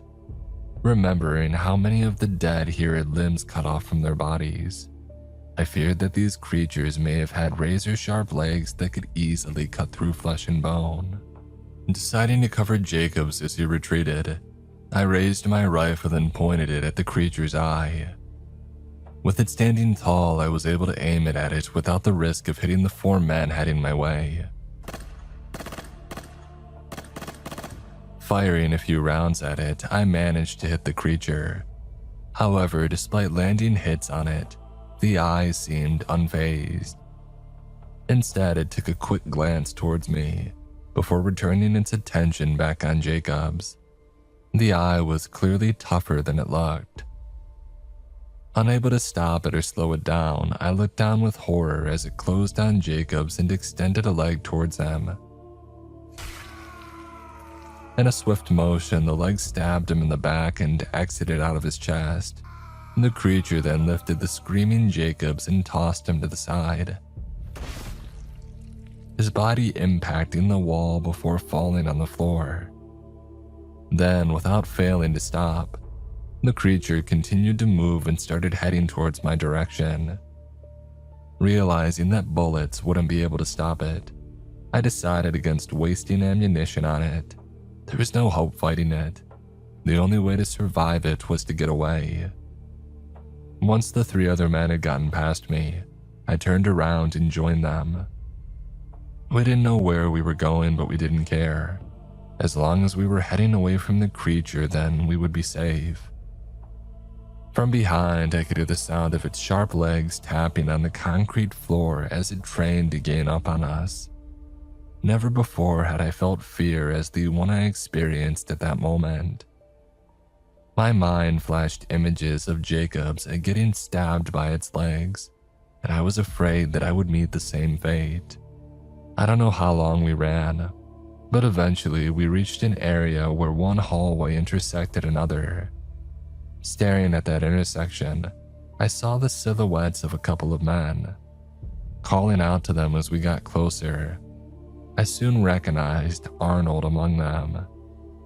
"Fall back," I shouted at him. "Get away." He just stared at me with a stunned and confused expression. Clearly, he and his men hadn't encountered the creature yet. It didn't take long for him to see it though, as I could hear it close behind me. The change on Arnold's face was clear, as I saw him fix his gaze to what was behind me. Without wasting time, he pointed his rifle towards the creature and shouted orders to his men to open fire on it. I wanted to tell him to run away and not waste time shooting at it, but my words were drowned out by the sound of rifle and submachine gun fire that echoed in the hallway. I cursed in frustration at this, knowing that their bullets would do nothing to the creature. However, as we got closer to Arnold and his group, I noticed them cease fire. Turning my head, I looked on in disbelief to see the creature turning around and fleeing from us. Although it did not seem to be injured, the volume of fire Arnold's men had poured out must have been enough to dissuade it from pressing on its advance. I had to remember that although it was strong, it wasn't invincible. The Germans, after all, had managed to kill 2 of them. Conferring with Arnold once we were sure that the creature was nowhere near us anymore, he told me that he had around a squad of his men gathered with him. His other 2 squads were still spread out in other levels of the facility, so he had the platoon sergeant look around for them, while he led the rest to where he had heard gunshots erupting. Due to the complexity of the facility, Arnold and his group got lost and were in the middle of trying to figure out where they were when they ran into my group and the creature that trailed us. Once he was done telling his perspective, I then informed him that we had to get up and out of the mine as soon as we could. The need to inform the battalion commander of the situation was crucial. When he asked about his men that were still spread out in the facility, I regrettably told him that we could only hope that the platoon sergeant could find them and lead them out of here. There was not much that we could do in locating them, and if we stayed here, we would only become targets for the creature. Begrudgingly, he nodded his head. I didn't like the idea either, but our priority at that moment was to inform battalion headquarters of what we had encountered here. Working together, our group cautiously navigated the various hallways as we listened for any sign of the creature nearby. Somehow, after many fearful minutes of wrong turns and shooting at things that weren't there, we managed to reach the large hangar. By then, our group had increased to 20 men, as we gathered some scattered soldiers from 3rd Platoon. I had expected somebody from 2nd Platoon to meet us upon our arrival there, since they surely must have been alerted by the various gunfire. However, what I saw made my heart sink. The creature had gotten there already, and it had torn 2nd Platoon apart. Their bodies were strewn all over the hangar, lifeless with some missing limbs. Like the German bodies that we had found all over the facility, they now shared the same fate. I wasn't sure how many of 2nd Platoon remained, but I knew that more than half of them were gone now. Since the various squads were spread out throughout the large room, the creature must have been able to take them out one by one. Unable to form a heavy wall of fire just like we had earlier, the members of the platoon were cut down and left helpless to stop it. This must have been what happened to the Germans in this facility. They were systematically targeted by this being from space. Wasting no time to grieve, I quickly led my remaining men towards the elevator. Keeping our eyes wide open, we constantly scanned the area as we moved, in case the creature was still lurking nearby. As we reached the base of the elevator frame, one of the men pulled the lever to call it down. At that moment, I couldn't help but wonder for a second. Last time I checked, the platform was already down when it carried the last squad of my group down here. So why was it back up?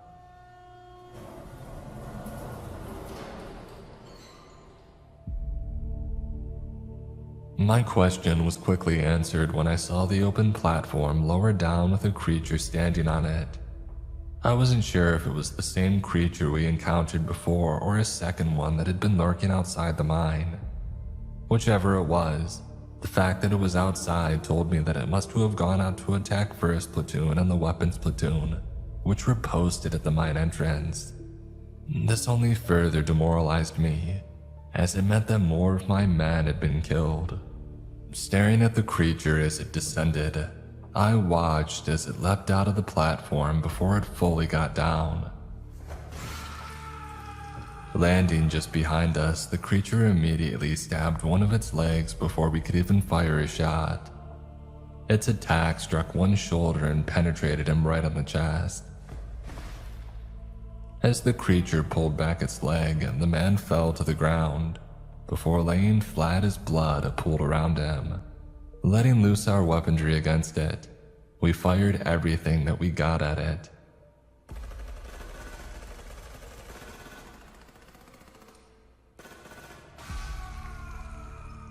But even with the heavy torrent that we had placed on it, the creature managed to swing one of its legs and cut off the arm of another soldier. Quickly, he was grabbed and supported by the man standing next to him, but this resulted in a slight reduction in our firepower. Our onslaught against the creature was further reduced when I heard the distinct sound of multiple legs crawling from another corner of the hangar. Looking in that direction, I saw another creature move and rush towards us.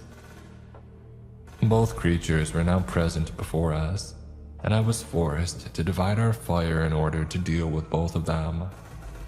This meant that the intensity of our barrage was not intense as I would have liked, and I prayed that it would be enough to stave off the two and keep them at a distance. For a while it seemed to have worked, as the one closest to us backed off, while the one further from us had difficulty approaching. I didn't know how long we could hold this line. It was a tense moment, and I could feel my heart beat harder and harder as I watched the creatures try and advance only to fall back. Knowing that our bullets wouldn't be enough to kill these creatures, and having no intention to stay there forever, I gradually pulled back my men, and we slowly backed away towards the elevator platform. As we withdrew, me and Arnold made sure that we kept up a continuous rate of fire against the creatures. We knew that any slackening could open up a gap that would allow them to attack.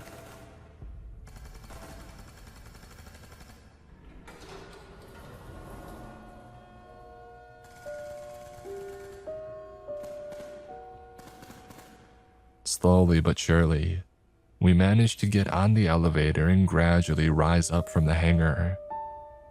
As we rose away from the creature, we continued to pour out hot masking fire against them, making sure that they wouldn't hop up onto the platform. Only when we were sure that they couldn't get us did we allow our bodies to relax and crash. Riding the elevator up, we eventually reached the top, where we were greeted by the sight of a heavily armed squad pointing all its weaponry at us. Scanning the faces, I noticed that Jenkins was among them. Moving forward, Jenkins met me halfway and said that he was relieved to see me. Apparently, while we were busy evading the creature in the facility, Jenkins and his group encountered one that emerged from the forest. Rushing towards their position, they fired at it with all they got, but it continued its advance. Upon reaching their position, it managed to kill 2 men from 1st Platoon before rushing towards the mine entrance. As they chased after it, they watched it operate the elevator and descend down to where we were at. After that, Jenkins informed the old man of what just happened, as he and the group kept careful watch of the elevator. They had assumed that the creature got to us and had massacred my group, so he was relieved to see us get back up. An hour after returning to the surface, the battalion commander arrived within another company. After briefing him of what occurred, he told me to gather my men and have them rest along the nearby tree line. The company that he brought with him will be taking over the duty of guarding the mine entrance. Asking him when they'll be sending a team to go down the mine and secure the facility below, he told me that he won't until further reinforcements arrive. When I told him that I still had men down there, he simply shook his head. Now they're not worth the risk of losing more of my men. Dejected, I kept silent as I watched him walk away. A few hours later, the rest of the battalion arrived, along with a company of engineers that was loaned to us by division headquarters. Armed with flamethrowers, bazookas, and light machine guns, a company from the battalion, along with the engineers, moved into the mine and descended down to the facility. We waited anxiously for the courier that they would send up once the operation was finished. After an agonizing hour, the courier came and said that the creatures were dead. One was killed after being set alight by a flamethrower and finished off by gunfire. The other was killed by a combination of bazooka and light machine gun fire. The price for this result was heavy. Around 30 men were killed.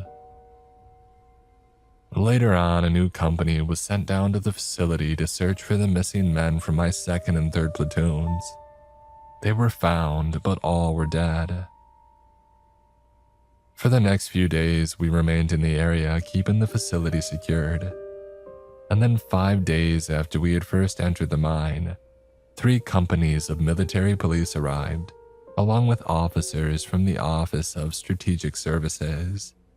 One by one, the officers from the OSS visited each company and told us all the exact same thing. The events that occurred in the facility did not officially happen. We were to keep quiet about it, to never tell anyone. If asked what had happened to our units during the past few days, we were to say that we encountered a German resistance pocket in the area and engaged them in heavy fighting. With that, they ended their talk with a threat, saying that any men who spoke of what really happened here would be found and dealt with. We didn't need an explanation to know what he meant. We stayed there for another day before regimental headquarters sent trucks to pick us up. The MPs would be left in charge of guarding the facility, as the OSS officers took over all operations there. As we drove away from the mine, I gave one last glance at it before looking away. Quietly, I prayed that I would never see such horrors like that again. My grandfather left this account in an old notebook. I found the notebook in a box filled with his old things during his military service. After his death last year, I was hoping to make a little article about him online in order to honor the man my family knew and loved. However, after reading this account, I'm left to wonder if what he wrote was real or not. At first, I found it hard to believe, but after going through his notebook, I found something interesting that made me realize that there must be some truth in what he said. Left between the pages of the notebook was an old piece of paper with German text on it. Translating some of it, it read, "Military encounters with out-of-earth beings."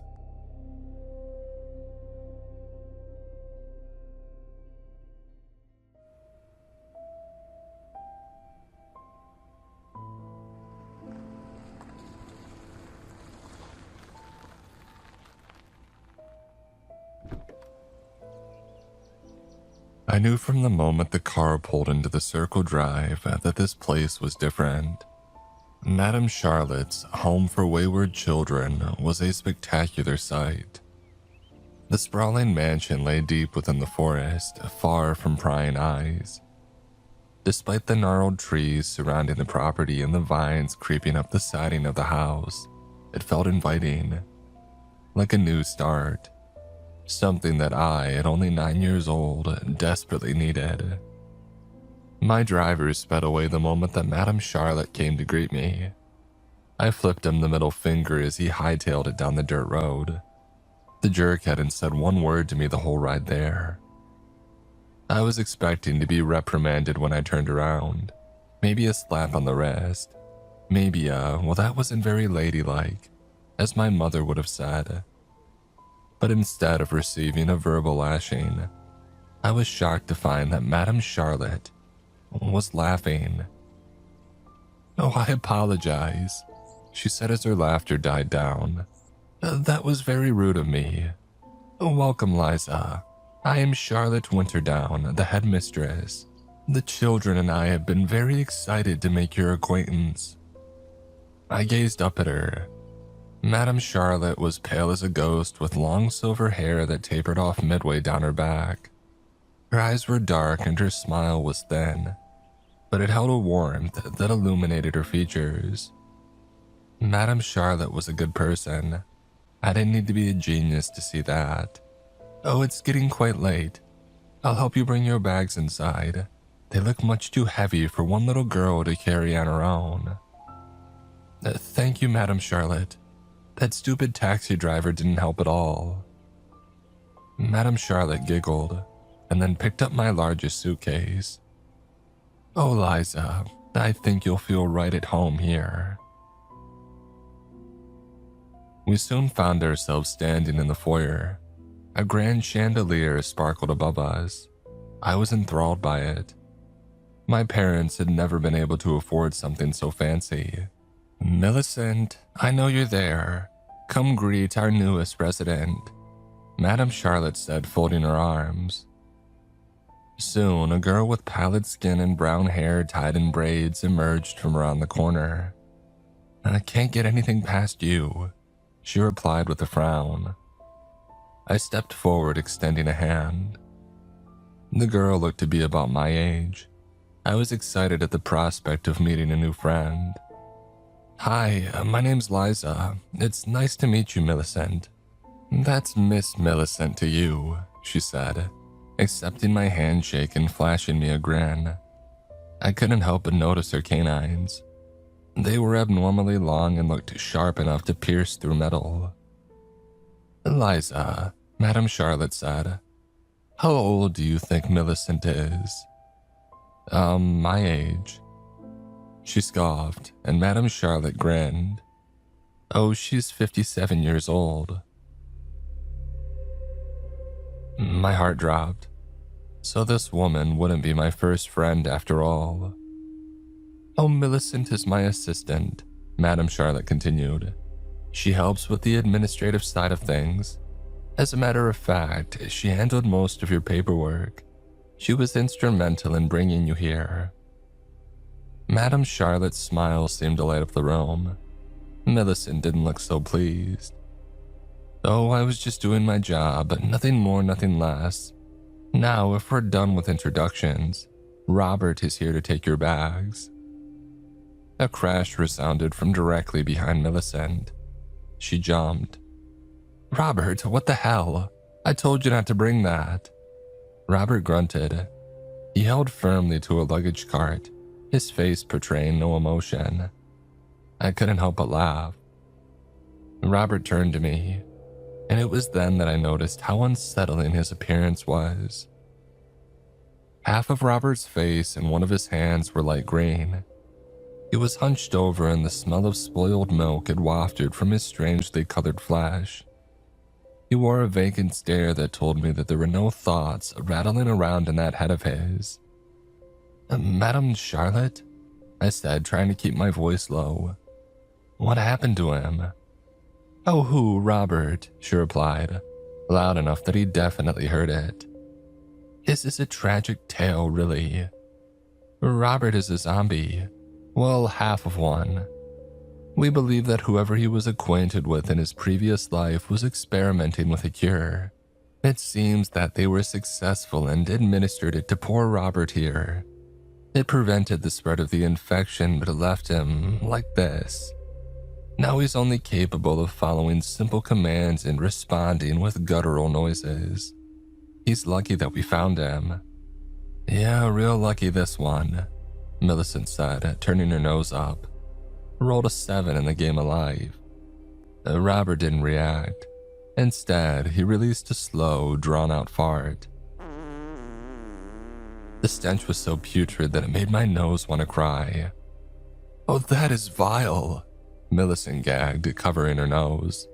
"Oh, somebody get the gas masks." Once the toxic fumes had cleared out, Millicent instructed Robert to bring my bags to my room while Madame Charlotte gave me a house tour. He did so with a solitary grunt. I could tell that the mansion was big just from looking at it, but descriptions didn't do it justice. Madame Charlotte showed me the main hall, the kitchen, the dining room, the library, the classrooms, the courtyard, and a large playroom with a wide array of toys. I was liking the house more and more by the second. "Now, Liza," Madame Charlotte said once the grand tour was nearly complete. She paused, gazing into my eyes. Her grim expression told me that she was about to say something serious. "Well, yes, ma'am.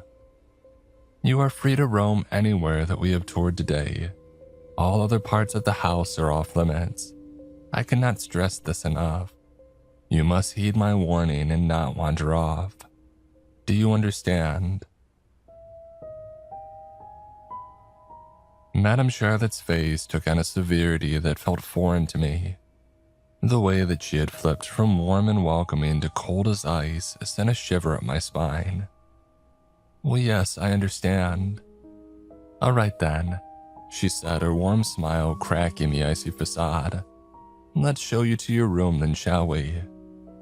Madame Charlotte led me up a set of stairs into a hallway. "This is the children's wing. All children between the ages of 4 and 12 reside here. I have a feeling that you'll fit right in." I smiled at her and I didn't say as much, but I thought so too. Madame Charlotte marched down the hall and stopped in front of a room with an open door. "This is where you'll be staying. It's not much to look at, but you'll get accustomed to it." She then produced a pocket watch from her cardigan and glanced down at the glass face. "Oh, would you look at the time? I must be going now. Important matters to attend to. You settle in and come find me or Millicent if you need anything, dear." And with that, I was left to my own devices. Madame Charlotte was right. The room really wasn't much to look at. It boasted a single bed, a nightstand, a wardrobe, and a lamp. Talk about living the high life. I had begun the process of unpacking what little clothes I owned when the realization hit me. I was missing one of my bags. Panic flooded through me like a tidal wave. Oh, this was bad. Some of my most important belongings were in there. My stuffed rabbit, my grandmother's pendant, photographs of my parents. I couldn't lose that stuff, I just couldn't.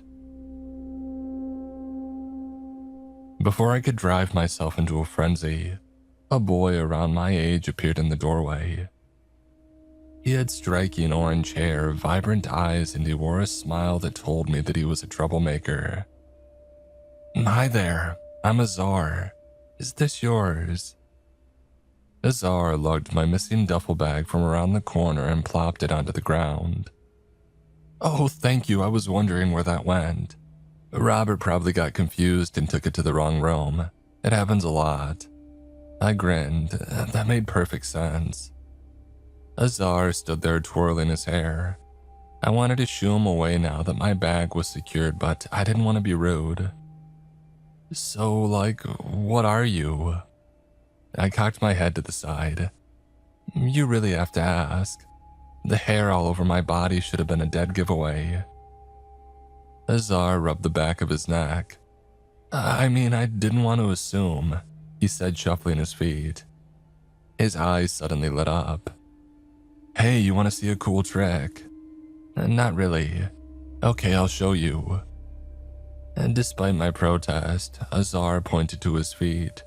One of the floorboards burst into flames. "Seriously, that's why I didn't want to see it," I shouted, racing over and stomping out the fire. While playing fire marshal, I felt a presence appear behind me. One that wasn't the boy who had just set my room ablaze. The girl spoke before I saw her. "Really, Azar, again? You're the only one who thinks setting things on fire is cool." I like this girl already. I spun around to find not one, but two girls standing in my doorway. They stepped inside without an invitation. The first one had long red hair and red eyes to match. But that wasn't what made my heart nearly skip a beat. Because sitting atop her head was a pair of shiny, pointed horns. The girl's friend was the mere opposite of her. She was pale as a sheet in a white nightgown with long black hair hiding her face from view. She didn't seem very social either. She hid behind the horned girl like a frightened child. The first girl stepped up and introduced herself. "Hi, I'm Astrid, and this is Luna. She's a ghost if you couldn't tell." "I see you've met the household idiot," she said, nodding to Azar. He didn't even acknowledge her. He just stared at his feet in shame. "It's nice to meet you, Astrid. And you too, Luna. So, if it isn't rude to ask, are you a devil? I like your horns." Astrid grinned. "Oh, a demon, but close." "And I'm a phoenix," Azar said, standing straight and puffing out his chest. "Nobody asked," Astrid replied. Azar's confidence deflated immediately. His crestfallen demeanor didn't last long, though. After a moment, he got that familiar spark in his eye. "So, Liza, how about you go exploring with us? I bet you haven't seen the fun parts of the house yet." Astrid scowled at him. Though exploring did sound fun, Madame Charlotte's words rang clear and loud in my head. "All other parts of the house are off limits. You must heed my warning. I sighed before meeting Azar's gaze. Maybe another time. I don't want to make Madame Charlotte angry on the first night. But you won't ever find out, Shut up, Azar, she said no. Astrid's expression softened when she turned to me. Don't let this moron pressure you into doing anything that you don't want to. My room's right next to yours. If he comes back to harass you, just yell. And with that, she grabbed Azar by the shirt collar and dragged him out of the room. Luna gave me a parting wave before the trio disappeared around the corner. For the next 2 weeks, I stayed on my best behavior. I was grateful to Madame Charlotte and the others for welcoming me so warmly. A small part of me felt like if I acted out, I would get sent to live in a dump, and so I stayed out of trouble.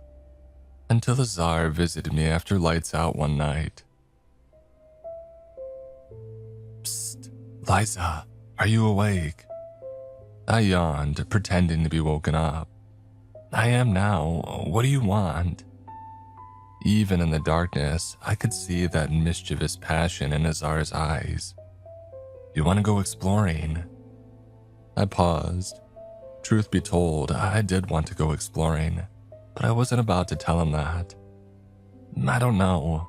What if we get caught? Another voice drifted from around the corner. Oh, come on, Liza, live a little. Astrid appeared in the doorway, her bright red eyes lighting up the room. Astrid, you're in on this too? I thought you were against breaking the rules. Oh, then you thought wrong. I'm a demon, breaking rules is what we do. If you're still not comfortable with the idea, we won't pressure you into it. But Luna and I would be really happy if you came with us. Oh, this was wrong, I knew it was, but I couldn't resist. I shifted my weight to the edge of the bed. Oh, fine, I'll go. But if we get caught, we're blaming it all on Azar. Astrid smiled. Fine by me. The house felt completely different at night.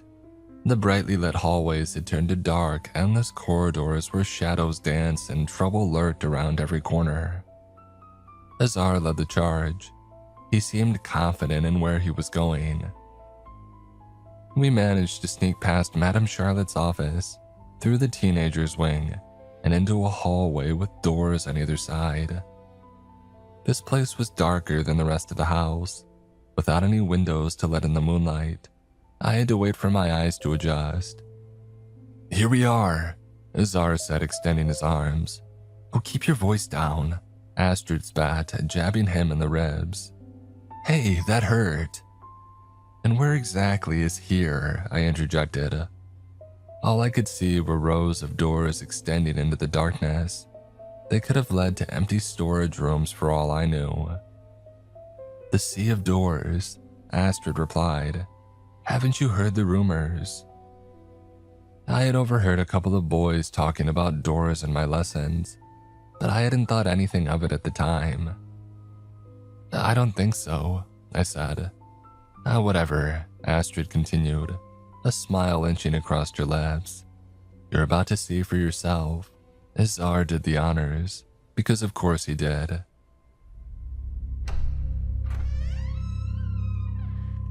The moment that he pushed open the door, a flood of light illuminated the hallway. It was blinding, but that didn't stop us from entering. Once each of us had stepped inside, the door shut behind us on its own. I was amazed at what I saw. We were standing in an arcade. Rows and rows of endless games hummed their tunes. Lights flashed everywhere. The ticket booth held enough prizes to make any child salivate. I turned to Astrid. Luna was whispering something into her ear. Got it, Astrid said, turning to us. Luna says to always keep an eye on the door.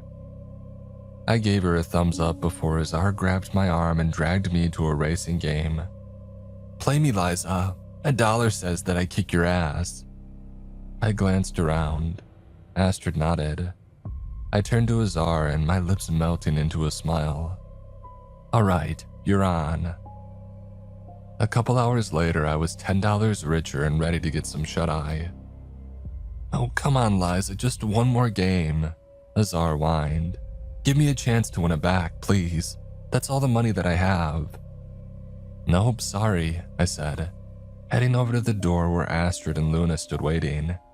"You lost it fair and square." Azar stuck out his bottom lip. "You cheated. Whatever you say, maybe I'll give you a shot at winning it back tomorrow." Azar's face lit up. "I can't wait. I'm gonna beat you so bad." I shook my head. "If you say so." With the four of us present and accounted for, we exited through the same door that we had entered from.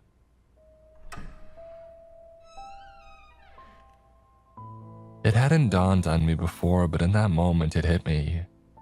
Were we the only ones who could see the door? There were plenty of other people in the arcade aside from us, but I hadn't seen a single one pay the thing any mind. I was too tired to put much thought into it. That was a question for another day. The arcade was all that I could think about from then on. Why hadn't Madame Charlotte taken me there on our tour? Was she trying to hog all the fun for herself? It didn't make sense. I dreamt of all the unseen wonders that the other doors were hiding. I didn't have to wait long to find out, because the next night, Azar showed up at my room, a fresh $5 bill in hand. "Hey, this time I won't lose," he said, waving the money in my face. I knew that I wouldn't be able to resist the opportunity to clean him out. A grin inched across my lips. "Oh, you just wait. That $5 has my name written all over it."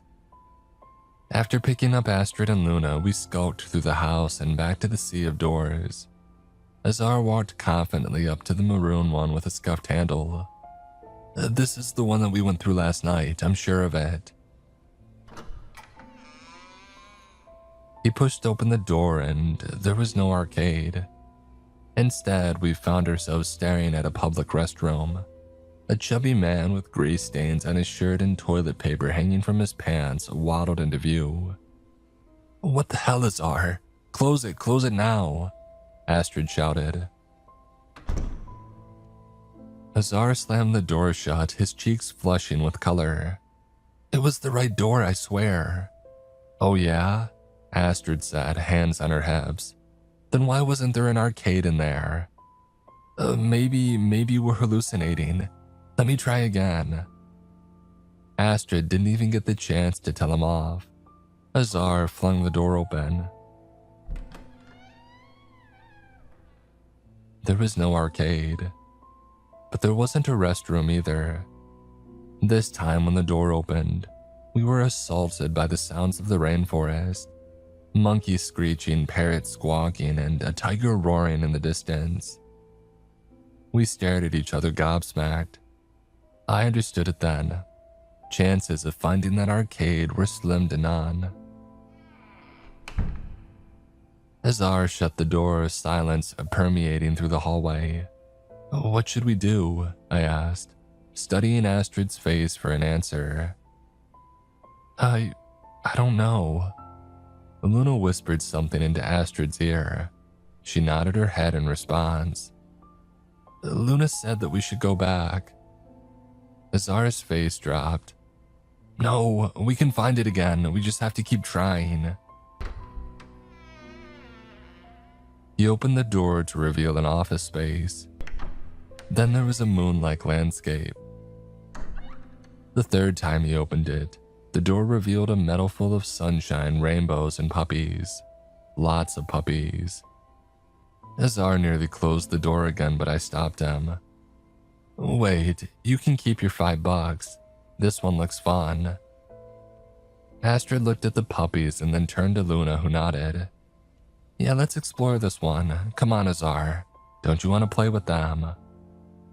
Azar sighed, pocketing his money. Yeah, I do." The minute that we walked inside, we were swarmed by dogs. All kinds too. Labradors, German Shepherds, Schnauzers, you name it. Nearly every breed you can imagine frolicked with us in that meadow. I don't know how long we spent playing catch and fetch, but I loved every second of it. When it finally came time to leave, we were all exhausted, so much so that I almost didn't notice it. The door, it had moved locations. When we had entered, the door had been sitting atop a foothill, but now it was at the bottom of a slope. I considered bringing it up to the others, but I thought better of it. We were all sweaty and tired and had just had one of the best nights of our lives. There was no need to spoil that. At least that's what I thought. Maybe if I had taken what I saw more seriously, I could have saved them from what was to come. Things continued on like that for a few weeks. The four of us would sneak out of our rooms, find a new whimsical world to visit, and sneak back before anybody noticed we were missing. That is, until I visited the Sea of Doors alone. I had lost my favorite scrunchie that night. When I woke up in a panic and realized that I didn't have it at 3 in the morning, I decided to retrace my steps. I thought that maybe I had dropped it in the hallway. I was kidding myself. Deep down, I knew that I had lost it in the world that we had visited, but in my mind, it was worth a shot. I made it all the way to the teenager's wing. When I passed by, a boy had his door open. I tried to sneak past unnoticed, but a voice called out to me, "Hey girl." I froze. To me, the teenagers were frightening, almost as authoritative as adults. I couldn't disobey. I walked up to the boy's door and I peered inside. He was sitting on his bed, face obscured by the darkness. "I've seen you, you know. You and your little friends think you're so slick. You think nobody's noticed. Well, I have." I froze. I was speechless. I was like you once, carefree. I had friends who took me to the doors. They didn't know, how could they? I was trembling, but I managed to squeak out a response. I'm sorry. Please don't tell Madame Charlotte." The boy didn't reply. I could feel his eyes on me. Eventually, he responded, his tone softer. "Do you know what happens when you choose the wrong door?" "No." The boy hung his head. "I'll show you." He turned on his bedside lamp, bathing the room in a soft glow. The boy's body was covered in blue scales that shimmered in the light. Kelp green hair fell to his shoulders. From what I could see, he was handsome. And then he turned. The entire right side of his face was a deep, angry shade of red. A ruined eye was buried beneath a mass of swollen flesh that streaked into his hairline. It was twisted and lumpy and wrong. I was horrified. I let out an audible gasp. A tear trickled from the boy's good eye.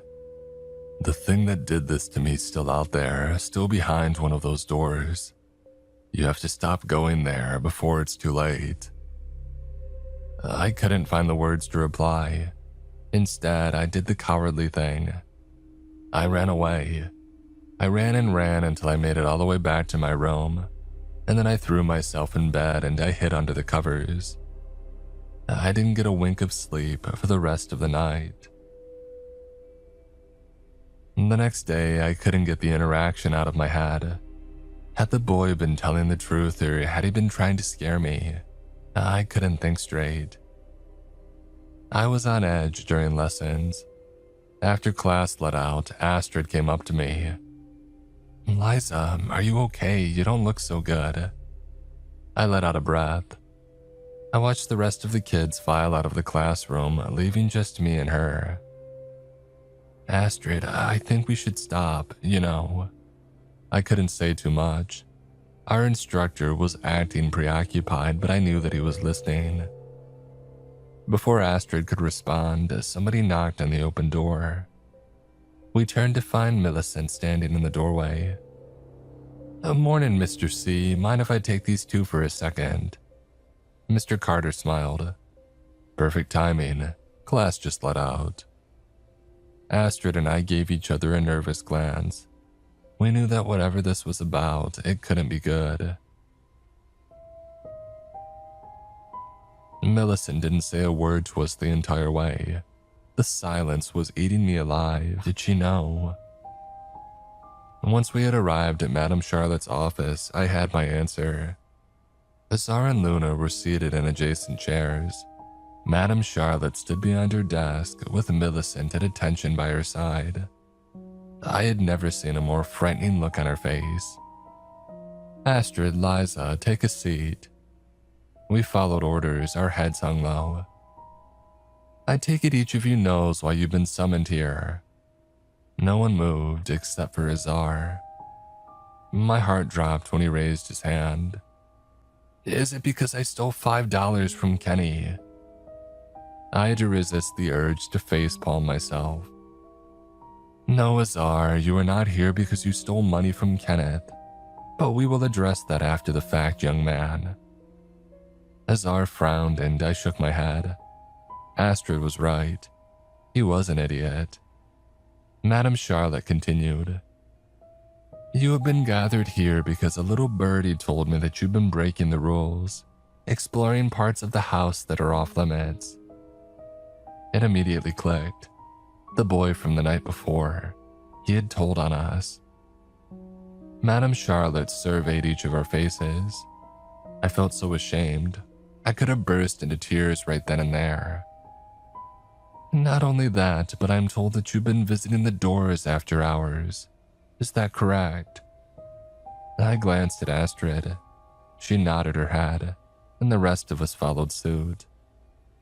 I am very disappointed in all of you, especially you, Astrid. As the oldest, these children look up to you. I expected better. Yes, ma'am. Astrid's voice trembled as the words fell out. Now then, to teach you a lesson, each of you is grounded for the next month. Your free time is hereby revoked. After class, you shall remain in your rooms until dinner is served. Do you understand? A pit formed in my stomach. Each of us nodded. Say it aloud. We mumbled in unison, Yes, ma'am. Madame Charlotte pursed her lips.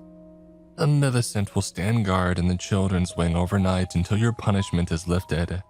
Try anything at all and she will report it directly to me. Millicent's mouth fell open. But madam, why do I have to watch over them? A grin tugged at the corners of Madame Charlotte's lips. Oh, because you're nocturnal, dear. I can't entrust the job to anyone else. Millicent frowned. If she objected, she didn't make it known with anything other than a scowl. Madame Charlotte crossed her arms. That is all. Return to your rooms and think about what you've done. We trudged out of her office single file. Azar was the first to get up. Azar, you stay seated. I don't think I've forgotten about your sticky fingers. He gave us a pitiful look as the door clicked shut. When I got back to my room, I cried. Madame Charlotte was disappointed in me, but worse still, I had lost the freedom to hang out with my friends. After I had finally found somewhere that I belonged, I had a feeling that this was going to be a long 30 days. Before I knew it, 2 weeks had gone by. They were two of the most excruciatingly boring weeks of my life, but that was beside the point. I was tossing and turning trying to get to sleep, when a knock on my door made me freeze in place. Miss Millicent? No, dummy, it's me. Me who? Azar. My brows furrowed. Why are you here and how are you here? I thought Miss Millicent was standing watch. In the light emanating from the hallway, I could see a grin form on his face. Well, I overheard Madame Charlotte say that Miss Millicent is away visiting family for the night. She'll be back tomorrow. They left Robert here in her place. A surge of hope jolted through me, until I heard the next words to leave Azar's mouth. Let's go back to the Sea of Doors, just this once. I frowned. No, we can't. What if Madame Charlotte finds out? Oh, she won't find out, you ninny. Besides, even if she does, what is she gonna do? Ground us some more? I'm already grounded for 3 months. I snorted. Well, I've only got 2 weeks left, and I don't want to risk it. Go ask somebody else. Oh, come on. When are we gonna get another chance like this? Think about it. I thought about it. Maybe Azar was right. Miss Millicent was vigilant about making sure that we didn't escape. If Azar really did have 3 months left on his sentence, we wouldn't have another shot at this for a long time. I sighed. Fine, but if we get caught, it's all on you. Azar pumped his fist. All right, I already told Luna and she's meeting us there. Let's go get Astrid. I slipped out of bed as quietly as I could. Azar and I padded down the hall to the room beside mine. Robert was slumped against the wall, snoring loudly enough to wake the dead. Azar and I knocked, and then poked our heads around the corner to Astrid's room. Psst, Astrid, are you awake? Azar hissed. Astrid yawned and sat up. Whatever it is, I'm not doing it, Azar. Go back to bed. Oh, Astrid, don't be like that. Miss Millicent is gone. This is her chance. Astrid lay back down. No. Astrid, please come with us, I said, hoping to win her over. Just this once. Then we'll come back and act like it never happened. Astrid shot up. Her eyes glowed bright red in the darkness. I took an instinctive step back. I said no. Who was Madame Charlotte the most disappointed in when we got caught? Me. I'm the oldest, so I'm in charge, right? No, I'm done. You two can get yelled at without me. Azar and I shared a glance and I sighed. All right, sorry that we asked. See you tomorrow. My heart felt heavy. This wouldn't be the same without Astrid. Azar and I crept down the hall past Robert's unconscious form. I held my nose. His stench was unbearable. Once we made it to the end of the hall, we heard a voice from behind us. Wait, I changed my mind. I'm coming. This time, I made sure that the boys' door was shut when we passed through the teenagers' wing. We moved quiet as church mice. Each of us knew what was at stake. And true to Azar's word, we found Luna waiting for us in the hallway. She instantly floated over to her usual spot behind Astrid. What door should we pick this time? Azar said, poring over these seemingly endless selections. You aren't choosing, Azar, it's my turn, Astrid retorted, and I know which one I want. This one. Astrid pointed to a bright red door. Azar shot her a glance. Fine, but I'm gonna open it. Astrid extended a hand. Go right ahead.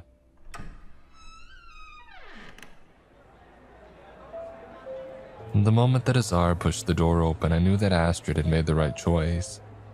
We found ourselves staring into a crowd of people. Carnival music floated through the air and the smell of corn dogs and funnel cakes beckoned us inside.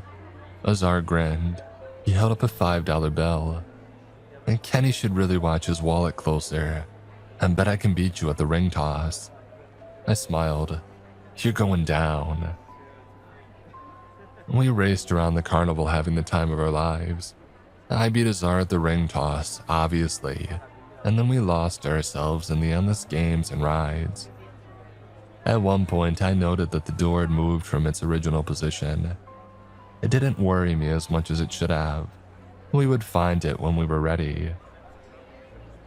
I was in line for cotton candy when I first noticed that something was off. The man ahead of me, he looked off, like he was starting to shift. The particles on his clothes phased in and out like he was made of pixels. I studied his Hawaiian shirt. The flowers on the fabric were moving. I froze and glanced around. I noticed it with other people too. Only a few at first, but then it worsened. The crowd began to whir and lag like they were bad CGI in a video game. Suddenly the music went sour. The tents and stands around me began to dematerialize. I thought that I was losing my mind. A deep-seated dread settled within me. This wasn't supposed to happen. Maybe this was what the boy had meant. Maybe we were right to be afraid of the doors. The world began to fade, booths and people melting before my eyes. To my relief, I found my friends close by looking as dumbstruck as I was. In a matter of seconds, it was all gone. Even the ground below our feet had vanished, leaving an endless void of black. All that was left was us, the big tent, and the door. "Astrid, what's going on?" I managed, but the words came out soft and brittle. "I don't know." Before any of us could react, the tent began to morph, the colors shifting. It twisted and writhed and folded in on itself like laundry in a dryer. Before I knew it, something else took its place. An ungodly abomination sat where the tent once was. At first, I thought it resembled a black octopus. The only difference was, this thing had 7 heads jutting from stem-like stalks. Each wore clown makeup. 3 smiled, 2 frowned. One was angry and the other bore no expression at all. My heart dropped, because at that moment I realized something that I should have noticed much, much sooner. The door had shifted to directly behind that creature. All 7 heads started cackling, a cacophony of voices that melded together to form a sinister, desynchronized bellow. Without warning, a tentacle lashed out. Azar unleashed a blast of fire and it shriveled back. To our collective horror, the tentacle began to heal. A second one focused on Astrid. She cast her shadow spell. One of the faces howled in pain. That only seemed to anger the thing. A rain of tentacles shot out from all directions. I had to do it. I knew that I had no other choice. I released a guttural roar as my body began to change. My muscles became more pronounced. My claws grew longer, my teeth sharpened.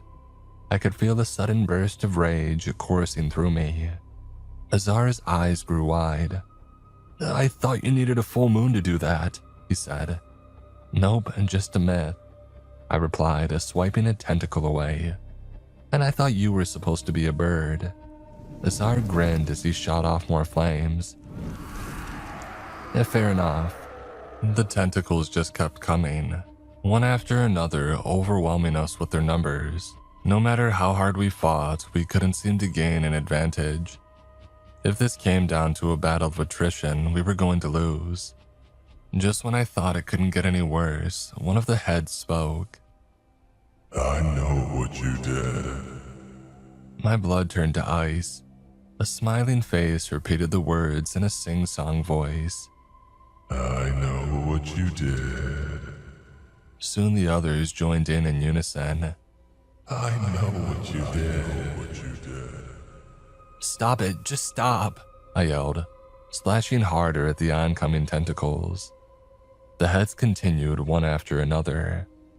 "You're the reason your parents are dead. It's all your fault. You could have prevented it." Tears fell down my cheeks, soaking into my fur.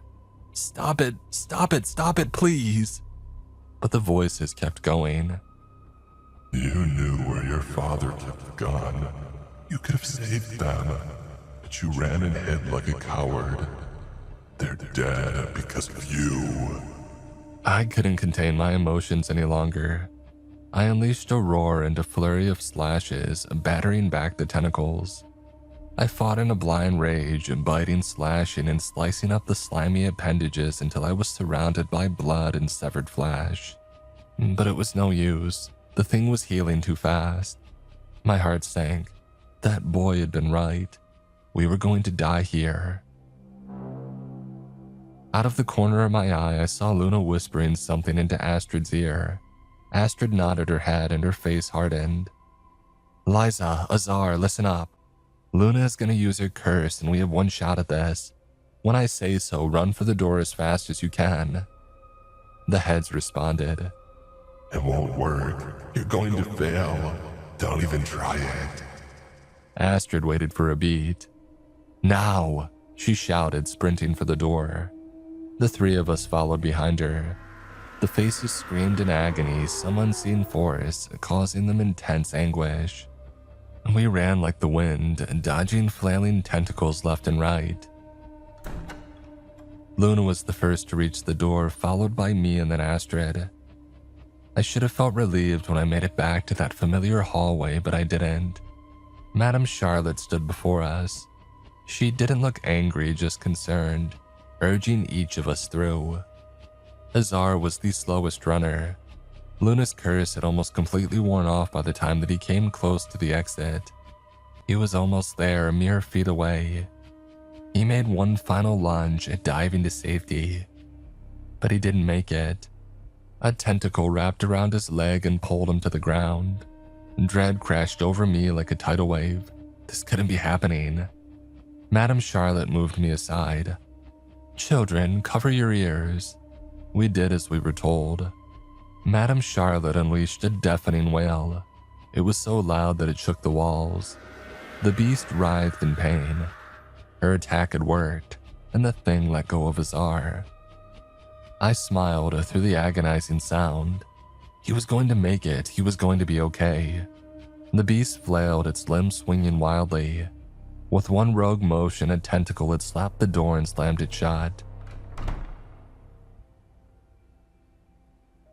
My eyes grew wide. Shock took over. No one moved for a long time. "Madame Charlotte, we have to find him. We have to go back." She looked at me with tears in her eyes. "I'm sorry, Liza. We won't be able to find him. There are millions, if not billions, of possibilities when you open one of those doors. If Azar is going to come back to us, he'll have to do so on his own volition. But there has to be something that we can do. Maybe there's a key. There has to be someone." Astrid cut me off.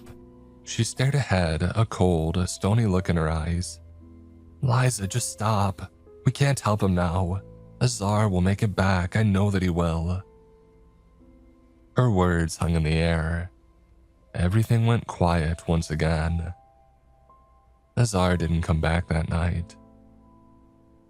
Madame Charlotte called me, Astrid, and Luna into her office the next day. Her eyes were red-rimmed and her makeup was a mess. "What happened last night was a true tragedy. I blame myself for not keeping a closer eye on you kids." I wanted to shout that it wasn't her fault, that we were the ones who had wandered off, but I stayed quiet. The pain was so fresh that speaking felt agonizing. Madame Charlotte dabbed her eyes with a handkerchief and continued. "I should have explained to you the true dangers of the doors. I was naive in hoping that you wouldn't have heard about them. In the past, we have tried implementing various methods to ensure that nothing like this occurs again. The doors cannot be locked. The hallway cannot be obstructed. All camera feeds become grainy and unwatchable. Any attempt to block the doors is undone during the night. Millicent and I have tried everything to rid them from this property, but we have failed at every turn." Madame Charlotte stared at the door to her office. Her face hardened. "It was a young mage who had installed them. His parting gift to us, a curse. I loved that boy like a son, I truly did. But it seemed the more care I showed him, the more that he loathed me. He hated me in this house more vehemently than anything that I've ever seen. That boy broke my heart. And then the day before he had turned 18, he left us the doors. His version of a cruel joke." Madame Charlotte didn't immediately wipe the tear from her cheek. It ran down her face until she was drawn back to the moment that whisked it away. I was hoping that something of this nature would never reoccur. What happened to Cyrus was horrid enough, but now this. Madame Charlotte pursed her lips. "Under normal circumstances, I would ground you children indefinitely, but I think what you're going through is punishment enough. I'm sorry. Each of you has already suffered more than any child should. No one should have to experience this much loss." A tense silence fell over us. I wanted to comfort her. I wanted to be there for her and Luna and Astrid, whose blank stares spoke louder than words ever could. But I said nothing. Madame Charlotte dismissed us from her office. Once the door closed, I heard her break down into sobs. It's been 6 years since then. Despite holding on to a sliver of hope, Azar never came home. Astrid and I gradually grew apart. I think she blames herself for what happened. She grew colder after that day. We've both since moved to the teenager's wing. I keep my door open every night and sleep with one eye open. That is the burden I must bear. For as long as I live here, I will never let another child walk through those doors.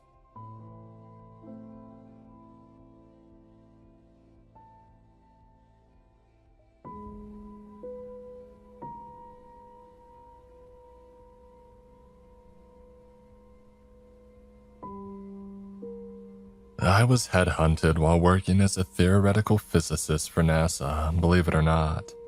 It sounds like quite a downgrade to transition from studies of alternate dimensions, sitting parallel to our own, to security work.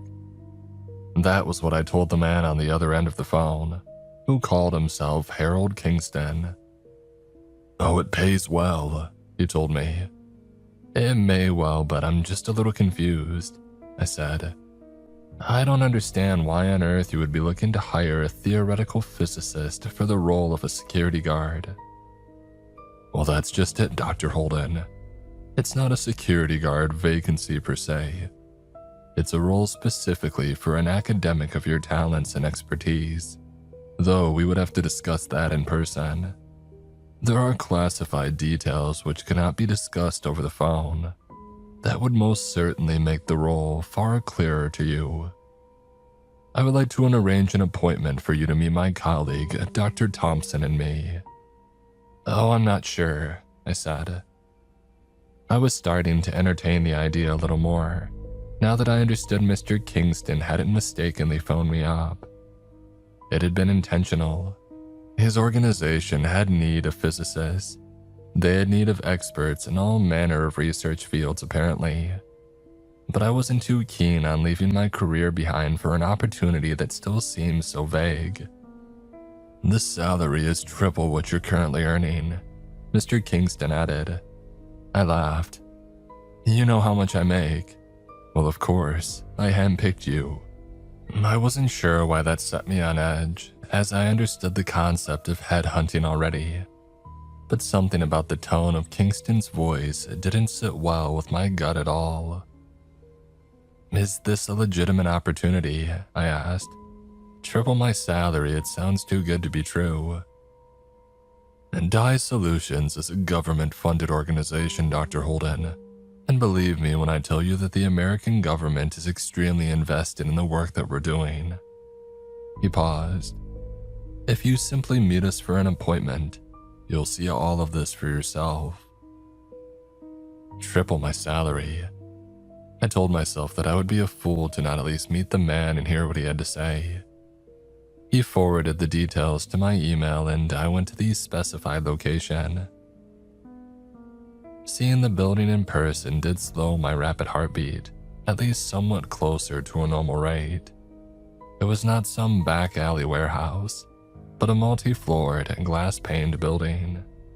There is a large marble wedge on the main lawn, with a metal plaque affixed to its front reading, "Dye Solutions."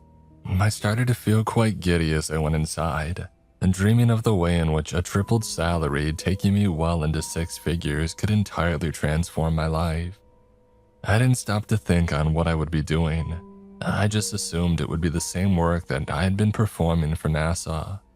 Only my harebrained ideas about other worlds might be taken marginally more seriously here, given the significant bump in pay. "Dr. Holden," I told the receptionist, a fair-haired young woman. "I'm here for..." "The 3rd floor," she interjected. Room 17A. Right, thank you. I went to the lifts to the side of her desk, impressed already by the efficiency of this place. The receptionist was so on the ball as to anticipate my needs before I'd even finished my sentence, and that had to spell good things about the running of this place. But why was there still a churn in my stomach as I awaited the arrival of the lift? I wondered, why did I still feel as I had during the initial phone call with Harold Kingston? That something about this Dye Solutions building, and perhaps even the people working for it, sat at odds with normalcy. Why was something in my very being screaming at me to run? I made it to the 3rd floor and I was startled into the back wall of the lift as the doors opened, revealing a white-haired man standing and smiling broadly back at me. "Oh, sorry," he said. "I didn't mean to scare you, Adam. I'm Harold and we spoke on the phone." I steadied my breathing and chortled at myself and the old man joined in. "An embarrassing first impression," I said.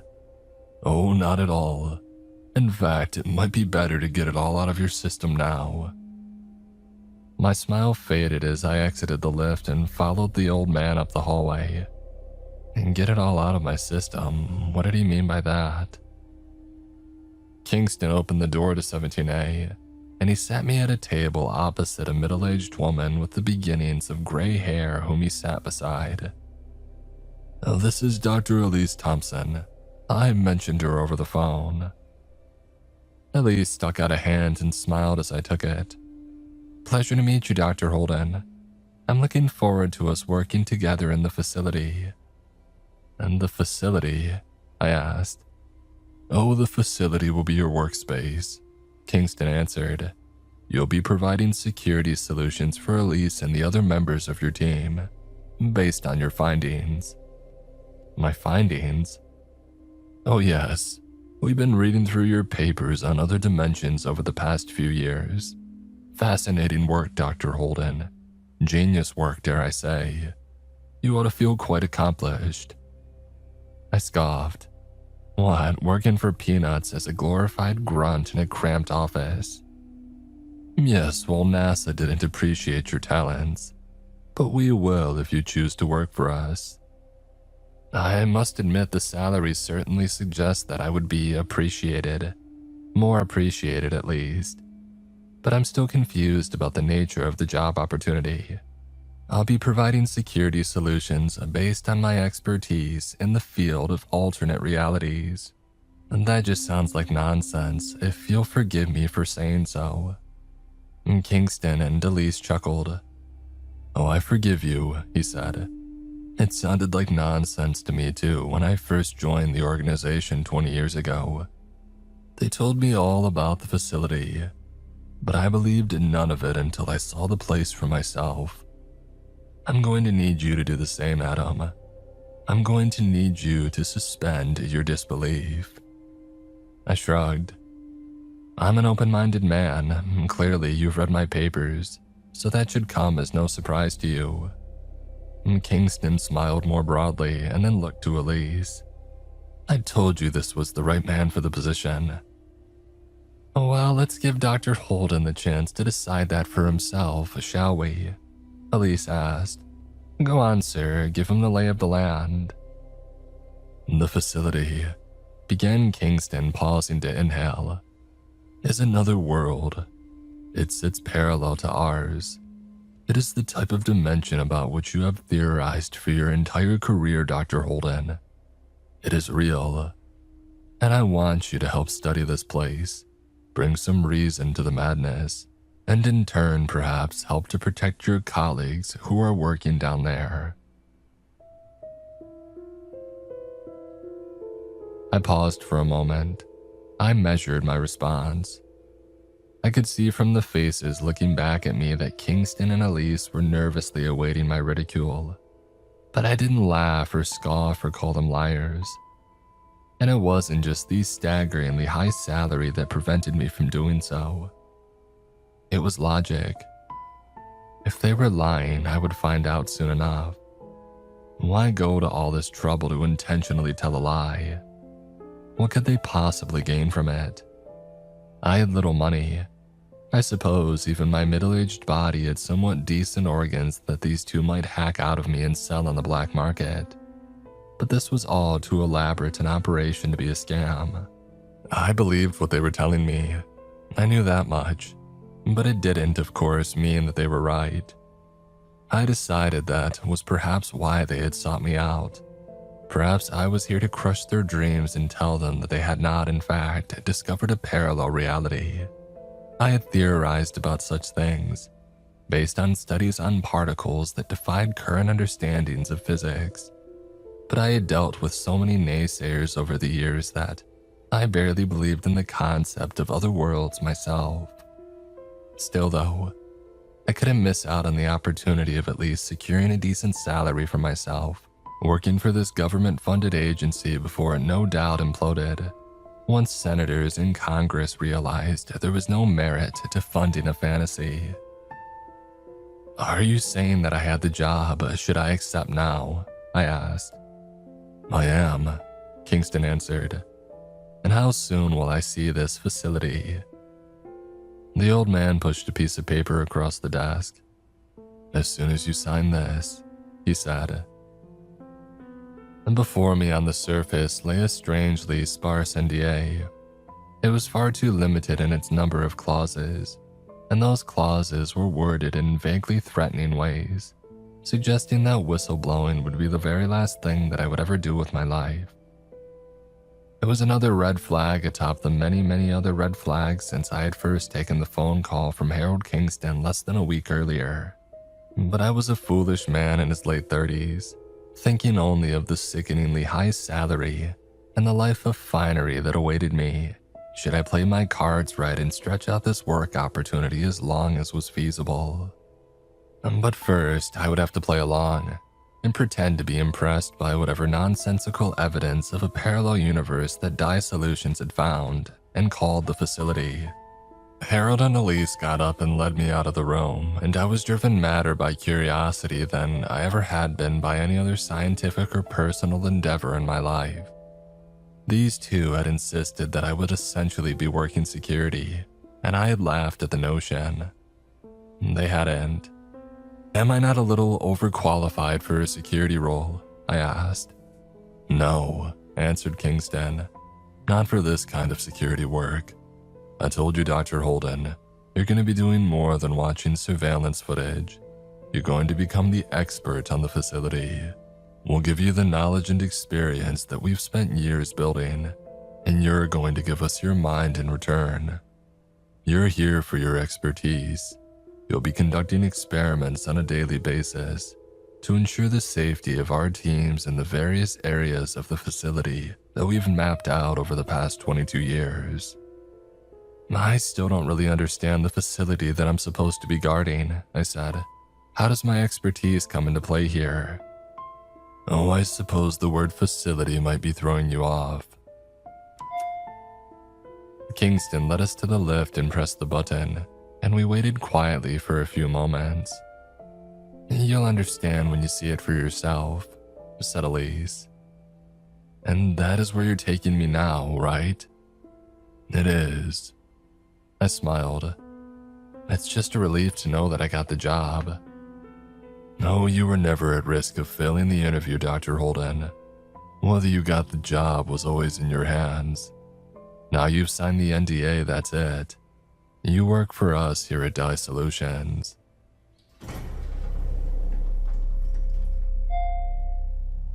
We went in the lift, and Kingston pressed the B button for the basement floor. "And there's no need to be so nervous now, Dr. Holden." "I'm not nervous about the job." "No, but you are nervous about the facility." I frowned. That wasn't quite right, and Kingston clearly realized that. "Sorry," he said. "What I mean to say is that you're nervous because you don't believe in the facility." I went pale, watching the numbers on the lift screen disappear down to 1. And then 1 became B. I stammered as the doors opened. I don't. It's okay, Adam, said Elise, motioning for me to follow as she clambered out of the lift. We were all the same when we first started here. None of us believed. I followed her out of the lift alongside Kingston. So you both keep saying, it has to be seen, right? Right, Kingston replied. The pair took me down a mostly unlit hallway to a nondescript door, guarded at either side by two men in black security attire. Their rifles affixed to their fronts caught me a little off guard. This seemed like an excessive defensive measure, and it begged the question of what security work I would be doing. Yes, Kingston kept telling me that my job title was a little misleading in a traditional sense of security work, as my role would involve scientific studies of some kind. But here were two men that seemed to be doing a perfectly suitable job of securing this facility, all with the traditional method of deterring would-be intruders with firearms. Kingston nodded at the two men, and then opened the door onto a room. But to call it a room was a stretch. It was little more than a storage cupboard, cleared out of whatever else it had once housed, given the carpet's indents, forming the telltale lines and holes of rather ordinary shelving units or boxes. It was a disappointing room.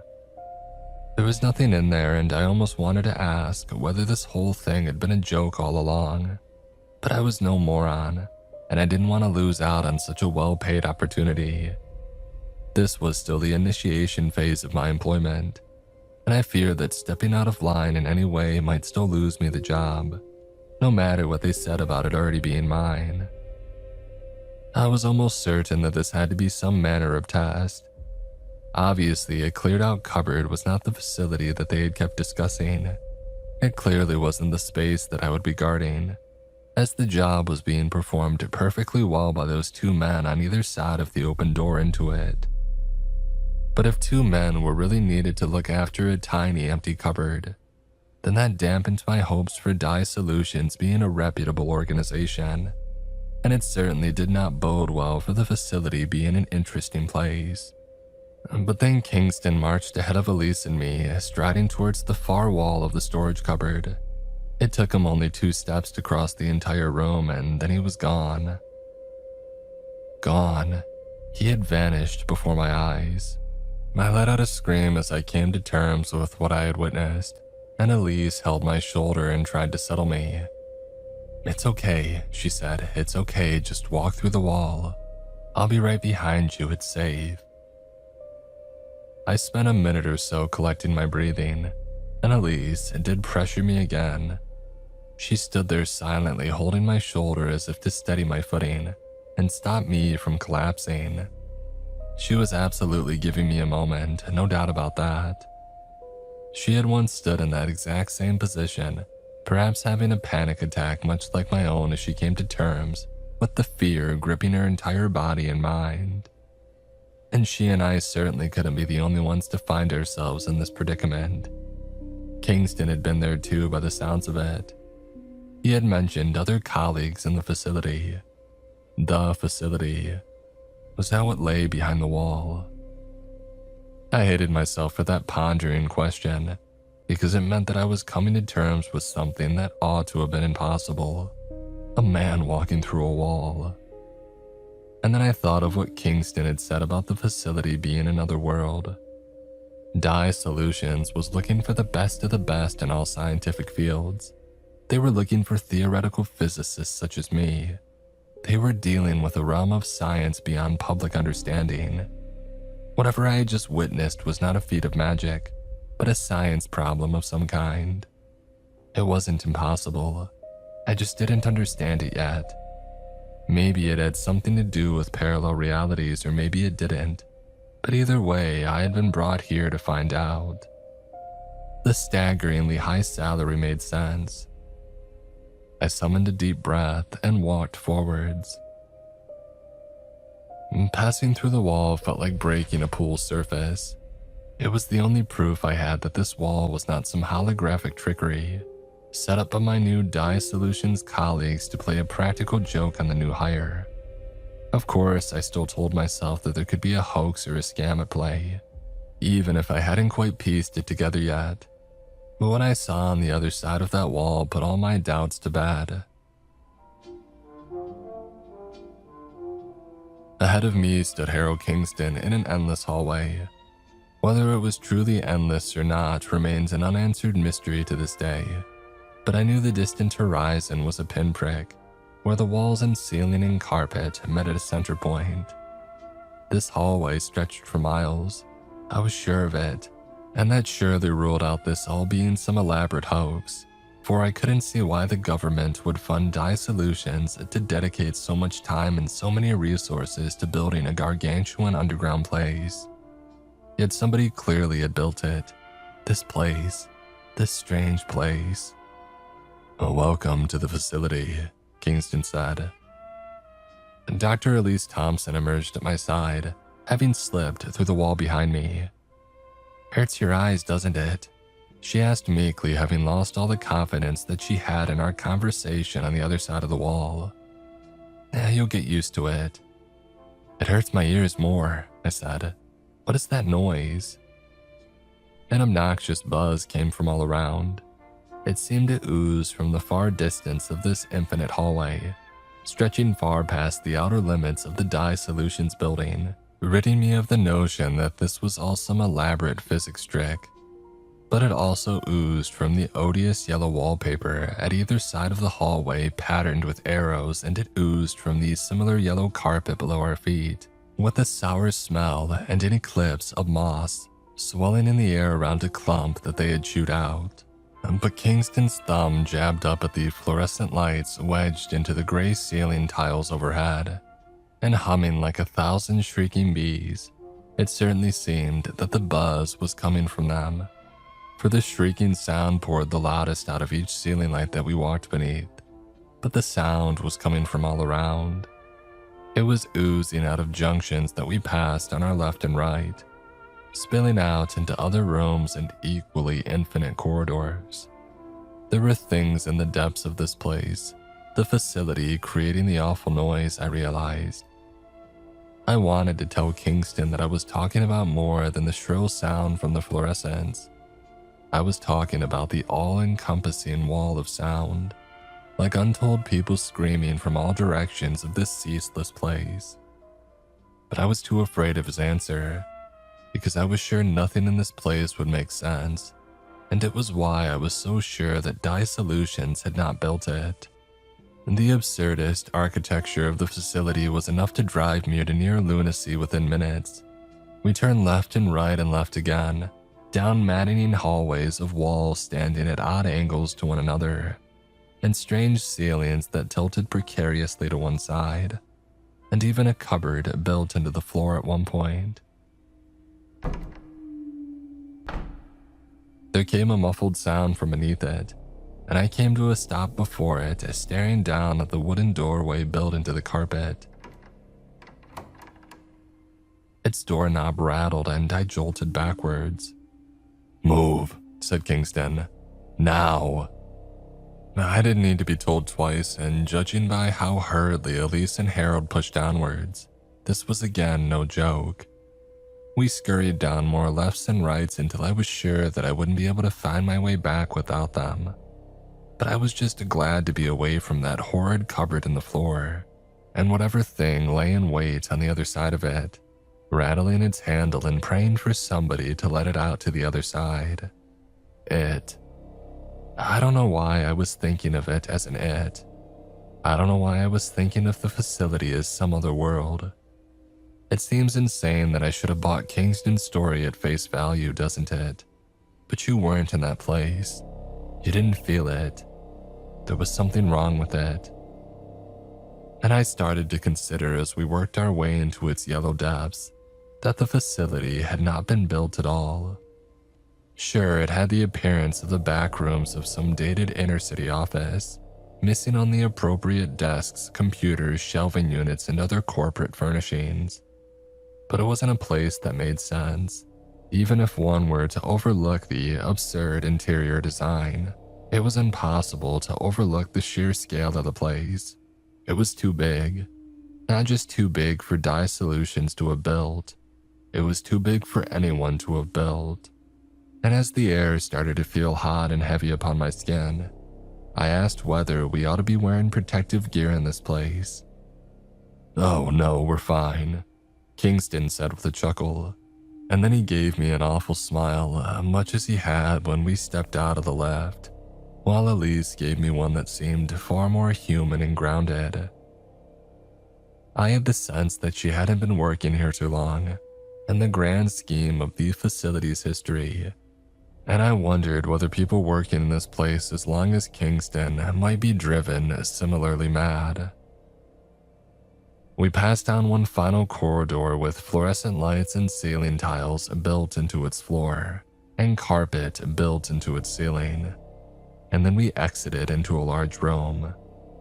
It had a little more breathability than the other corridors, and I was thankful to see people, men and women in overall suits and lab coats, walking about the place. The room was filled with their equipment, ridding the eerie and unnatural ambience from what had likely been another yellow void before dye solutions had arrived in this place. "These will be your working quarters," said Kingston, as he pointed to a windowed room at one side of the yellow room. Its glass panes were ever so slightly off, sitting not quite horizontally in the wall. And that told me this room had been designed by the maker or makers of the facility, rather than Dye Solutions. You see, Dye Solutions had a human touch to their work, and I knew the difference between the two. One gave me nausea, and the other gave me a little respite. But I couldn't stop thinking about that cupboard a few hundred yards back. "Oh, what was that under the floor?" I asked. There was knocking and rattling, and "It'll be far from the strangest thing you see in here," interrupted Kingston. "But it's the sort of thing you'll be keeping an eye on, Dr. Holden." I sighed. "Right, security work. But there's a reason you hired me in particular, right? You think my scientific expertise will come in handy with understanding this place." This other world," Kingston said. I didn't want to agree with him just yet, but my gut already did. But the logical cogs in my head were trying desperately to explain it all, perhaps to keep me from screaming or passing out, for we weren't built to understand such things as other worlds. I was a theoretical physicist. Theoretical. I was never supposed to see one of my parallel universes, about which I had written so many papers in reality. I had never truly believed. Now I did. Kingston left me with Elise, who took me into our office and showed me the ropes. On a monitor were the camera feeds of an elaborate surveillance system, keeping tabs on all the rooms mapped out by Dye Solutions, and in documents strewn messily about the desk were the beginnings of scientific ideas from the previous physicist who had been working on coming up for explanations for the physical anomalies in the various rooms. "The walls shift," explained Elise, pointing at the documents. "And that was what Dr. Peter Accrington believed. He's the one I'm replacing." She nodded and continued, pointing at the documents again. "Layouts change daily, sometimes hourly. There are strange forces at play." "I feel it already," I said. "In the air. This isn't Earth. I don't feel right here." "Oh, I'd say that feeling gets better, but it doesn't," Elise said. "And you'll see more anomalies that make it harder and harder to believe there's a scientific explanation for all this. But you're the physicist, not me." "What sort of things did this Dr. Accrington see?" I asked. "Oh, gravity sometimes plays by different rules," she said. "And sometimes employees working in these facility rooms find that they don't need to eat or drink water for days. People have died on the job in a myriad of ways over the past 20 years. That's why minds like yours are so important, Adam. Dr. Thompson, I mean.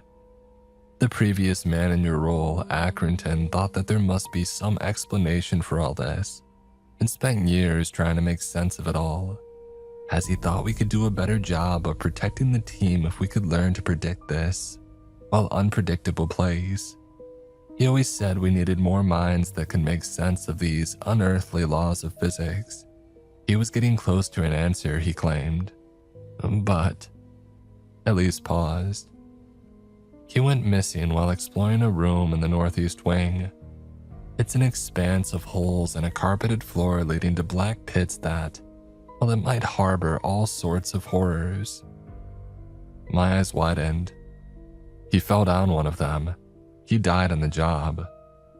What had I signed up for? We don't know, Elise said. The camera feed never showed what happened to him in that room.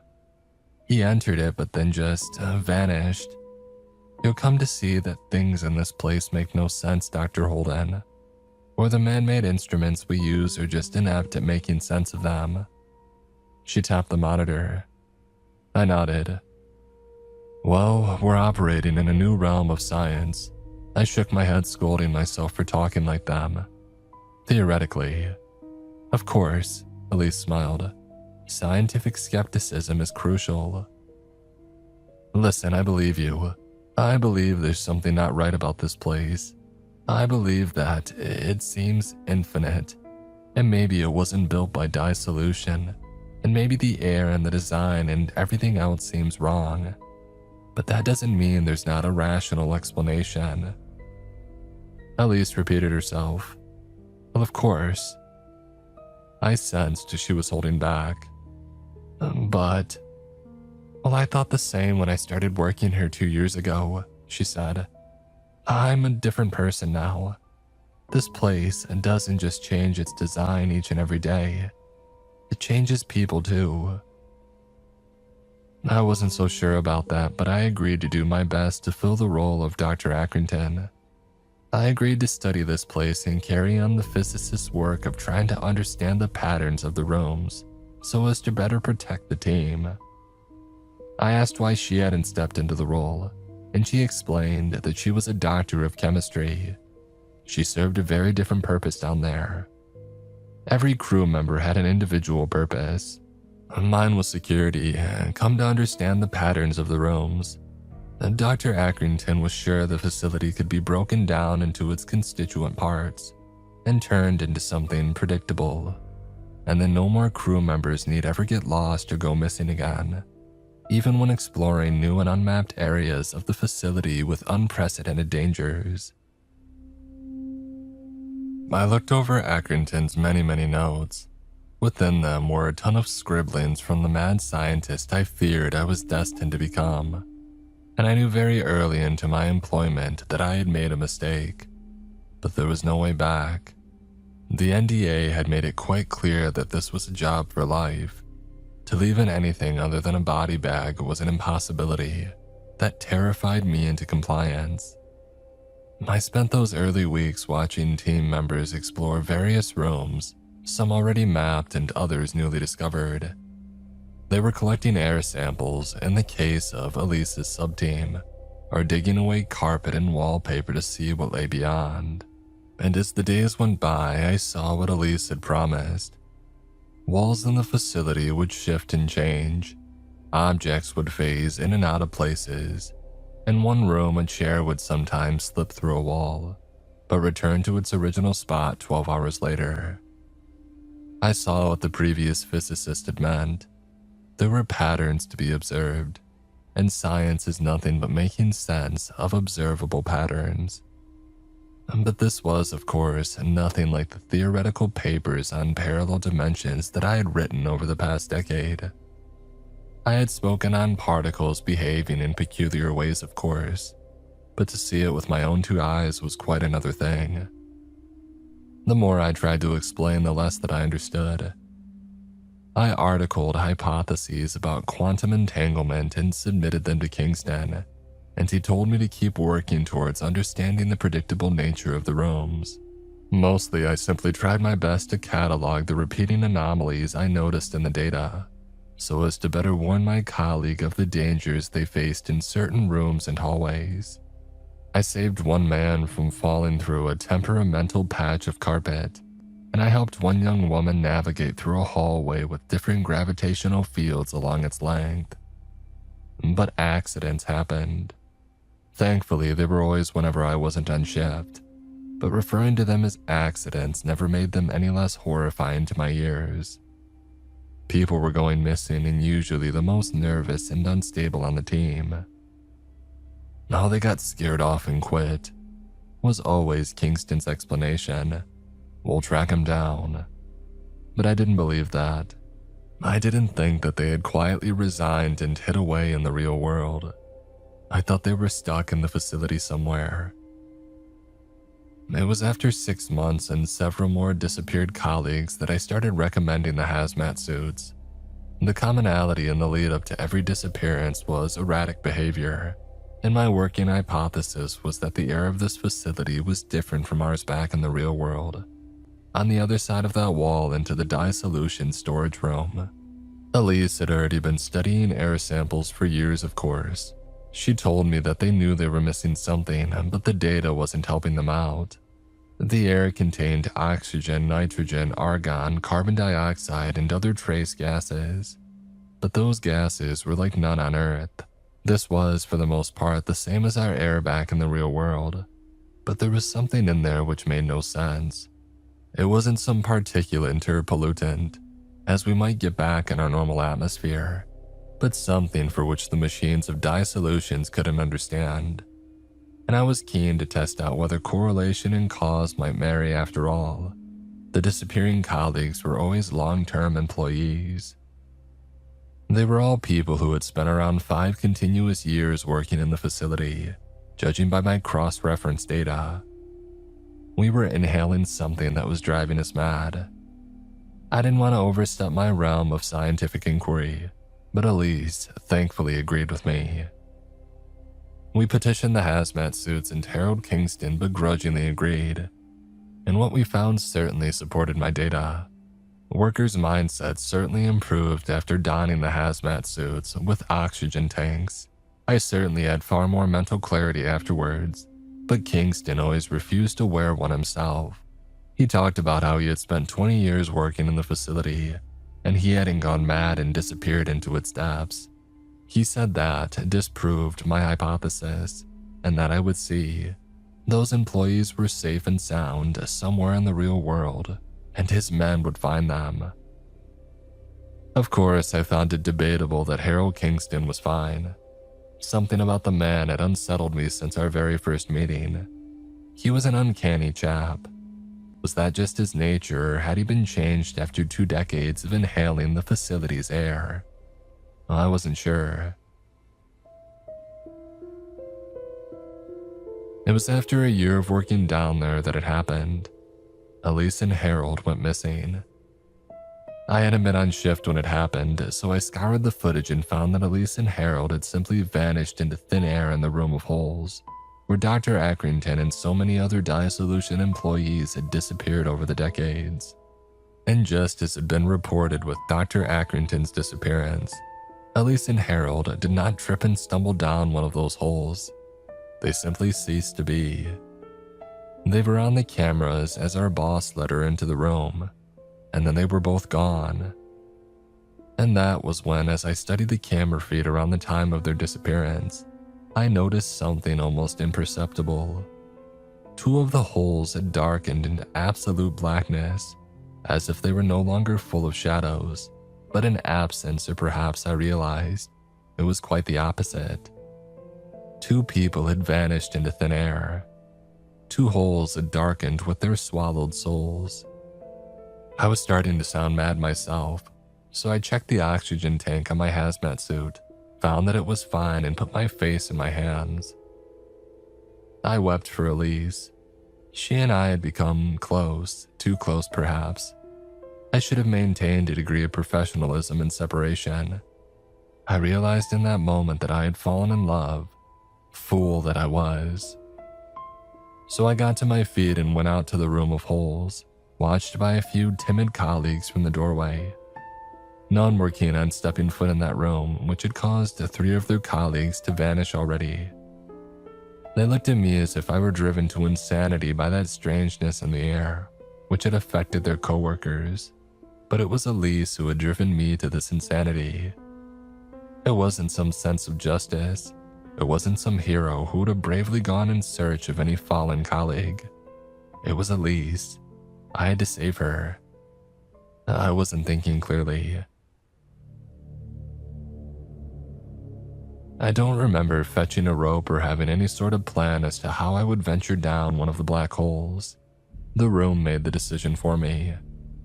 My vision filled with blackness and I was falling, tumbling down a void, hearing the screams of the Dye-Solutions workers tumble down after me. And then I was lying softly against a hard floor. I had not clattered to it, I had drifted to it softly, as it plucked from one place and laid gently in another. I rose to my feet and found wet tiles beneath, stretching towards a pool that stretched off around a corner, like those maddening yellow hallways up above. But this place was different. Was it still the facility? It had to be, because it gave me that same feeling of wrongness.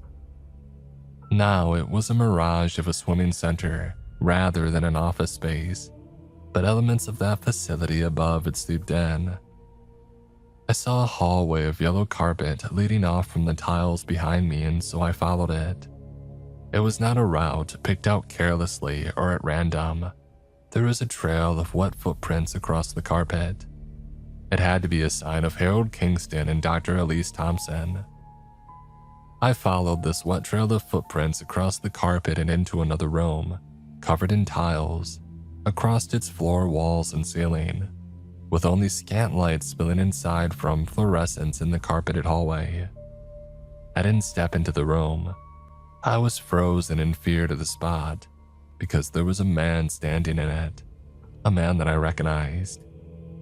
"Harold," I whispered. Kingston was standing and staring at the tiled wall facing away from me, and I realized there was a thin sheet of water trickling down those tiles from a gap between the wall and the ceiling. My boss seemed to be mesmerized by it at first, but then I couldn't see his face. For all I knew, he was staring blankly at the tiles ahead, not a thought in his head at all. "Where's Elise?" I asked. "Sir." He finally turned and I screamed. Kingston's face was gone. The old man clawed at the blankness where his facial features should have been, now covered in flat and pale skin, and he started to stumble blindly towards me. But as he went, his stumbling stopped and he found a calm and measured stride. He was walking directly towards me. Even without eyes, he could find me. I turned and ran left, followed the carpet to a hallway of slick tiles, which nearly brought me flat to my face as I skidded across them. There were fewer lights with every turn I made, but I was guided instead by occasional smears of blood on the tiled walls of the corridors. A trail of handprints led me deeper into the dark. And then I came to the worst of the rooms. Lit by a solitary ceiling fluorescent was a pool in the center of another tiled room.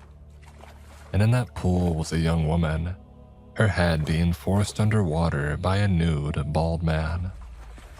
"Elise!" I cried out, and the man turned to face me, revealing that he was like Kingston, with no features on his face. He was an undressed toy doll, creating friends to join him. That was the most sense that my logical mind could make of it all. And as he let Elise come up for air, I saw her lips drip off from her face, as if washed away by the water. She was trying to scream, judging by the tautness of the flesh on the bottom half of her face, and the wild look in her eyes as she turned to look my way.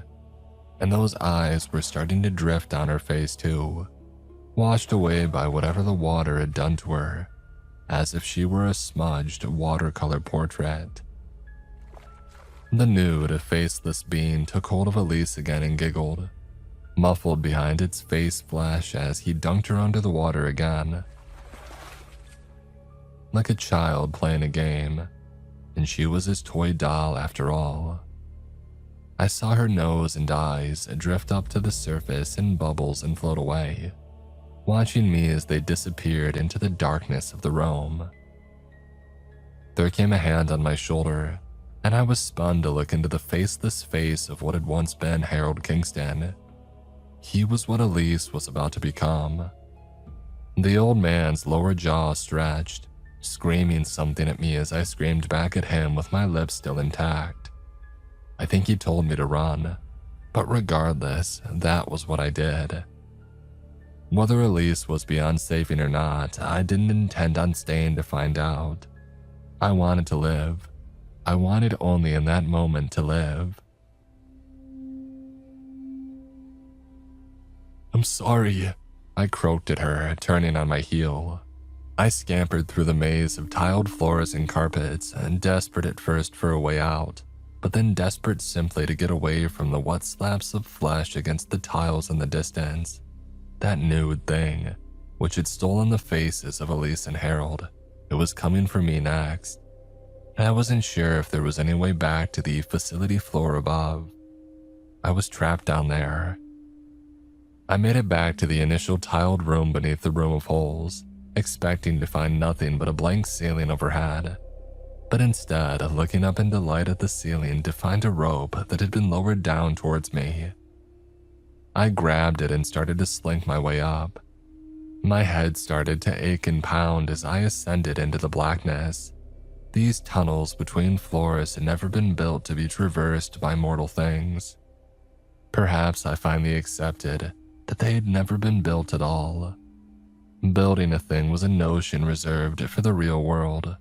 The rooms abiding by whatever fractured laws of physics and governed the facility as a whole were places that simply existed. There was no method to the madness. That was my final scientific conclusion. I felt a tug on the rope as I climbed and looked down to see a fleshy creature following me up it. With a scream, I hurried my ascent, seeing the mask of a hazmat suit above, and weeping behind my own mask as I envisioned this creature dragging me into the depths and drowning me to wash away my face. But I made it. I made it to the room at the top and was heaved out of the hole that I had climbed into by two men in hazmat suits. They screamed alongside me as we saw the nude, faceless shape scuttling up the rope nearing the room. We had given it a way out of its den. But I snatched the rope from my savior's hands and tossed it down the hole, watching the creature plummet to its depths, back to the pool rooms where Elise and Harold were fated to forever wander alongside it, faceless and forgotten. I left Dye Solutions shortly after that, and I've been in hiding ever since. They threaten me even now that they'll end my life for leaving them behind, given all the classified knowledge that I have. But they don't terrify me anywhere near as much as that thing, and its created things down in the tiled depths of the facility. I have nightmares of Elise finding me, faceless and furious that I abandoned her, and then washing my face away so that I suffer forever alongside her.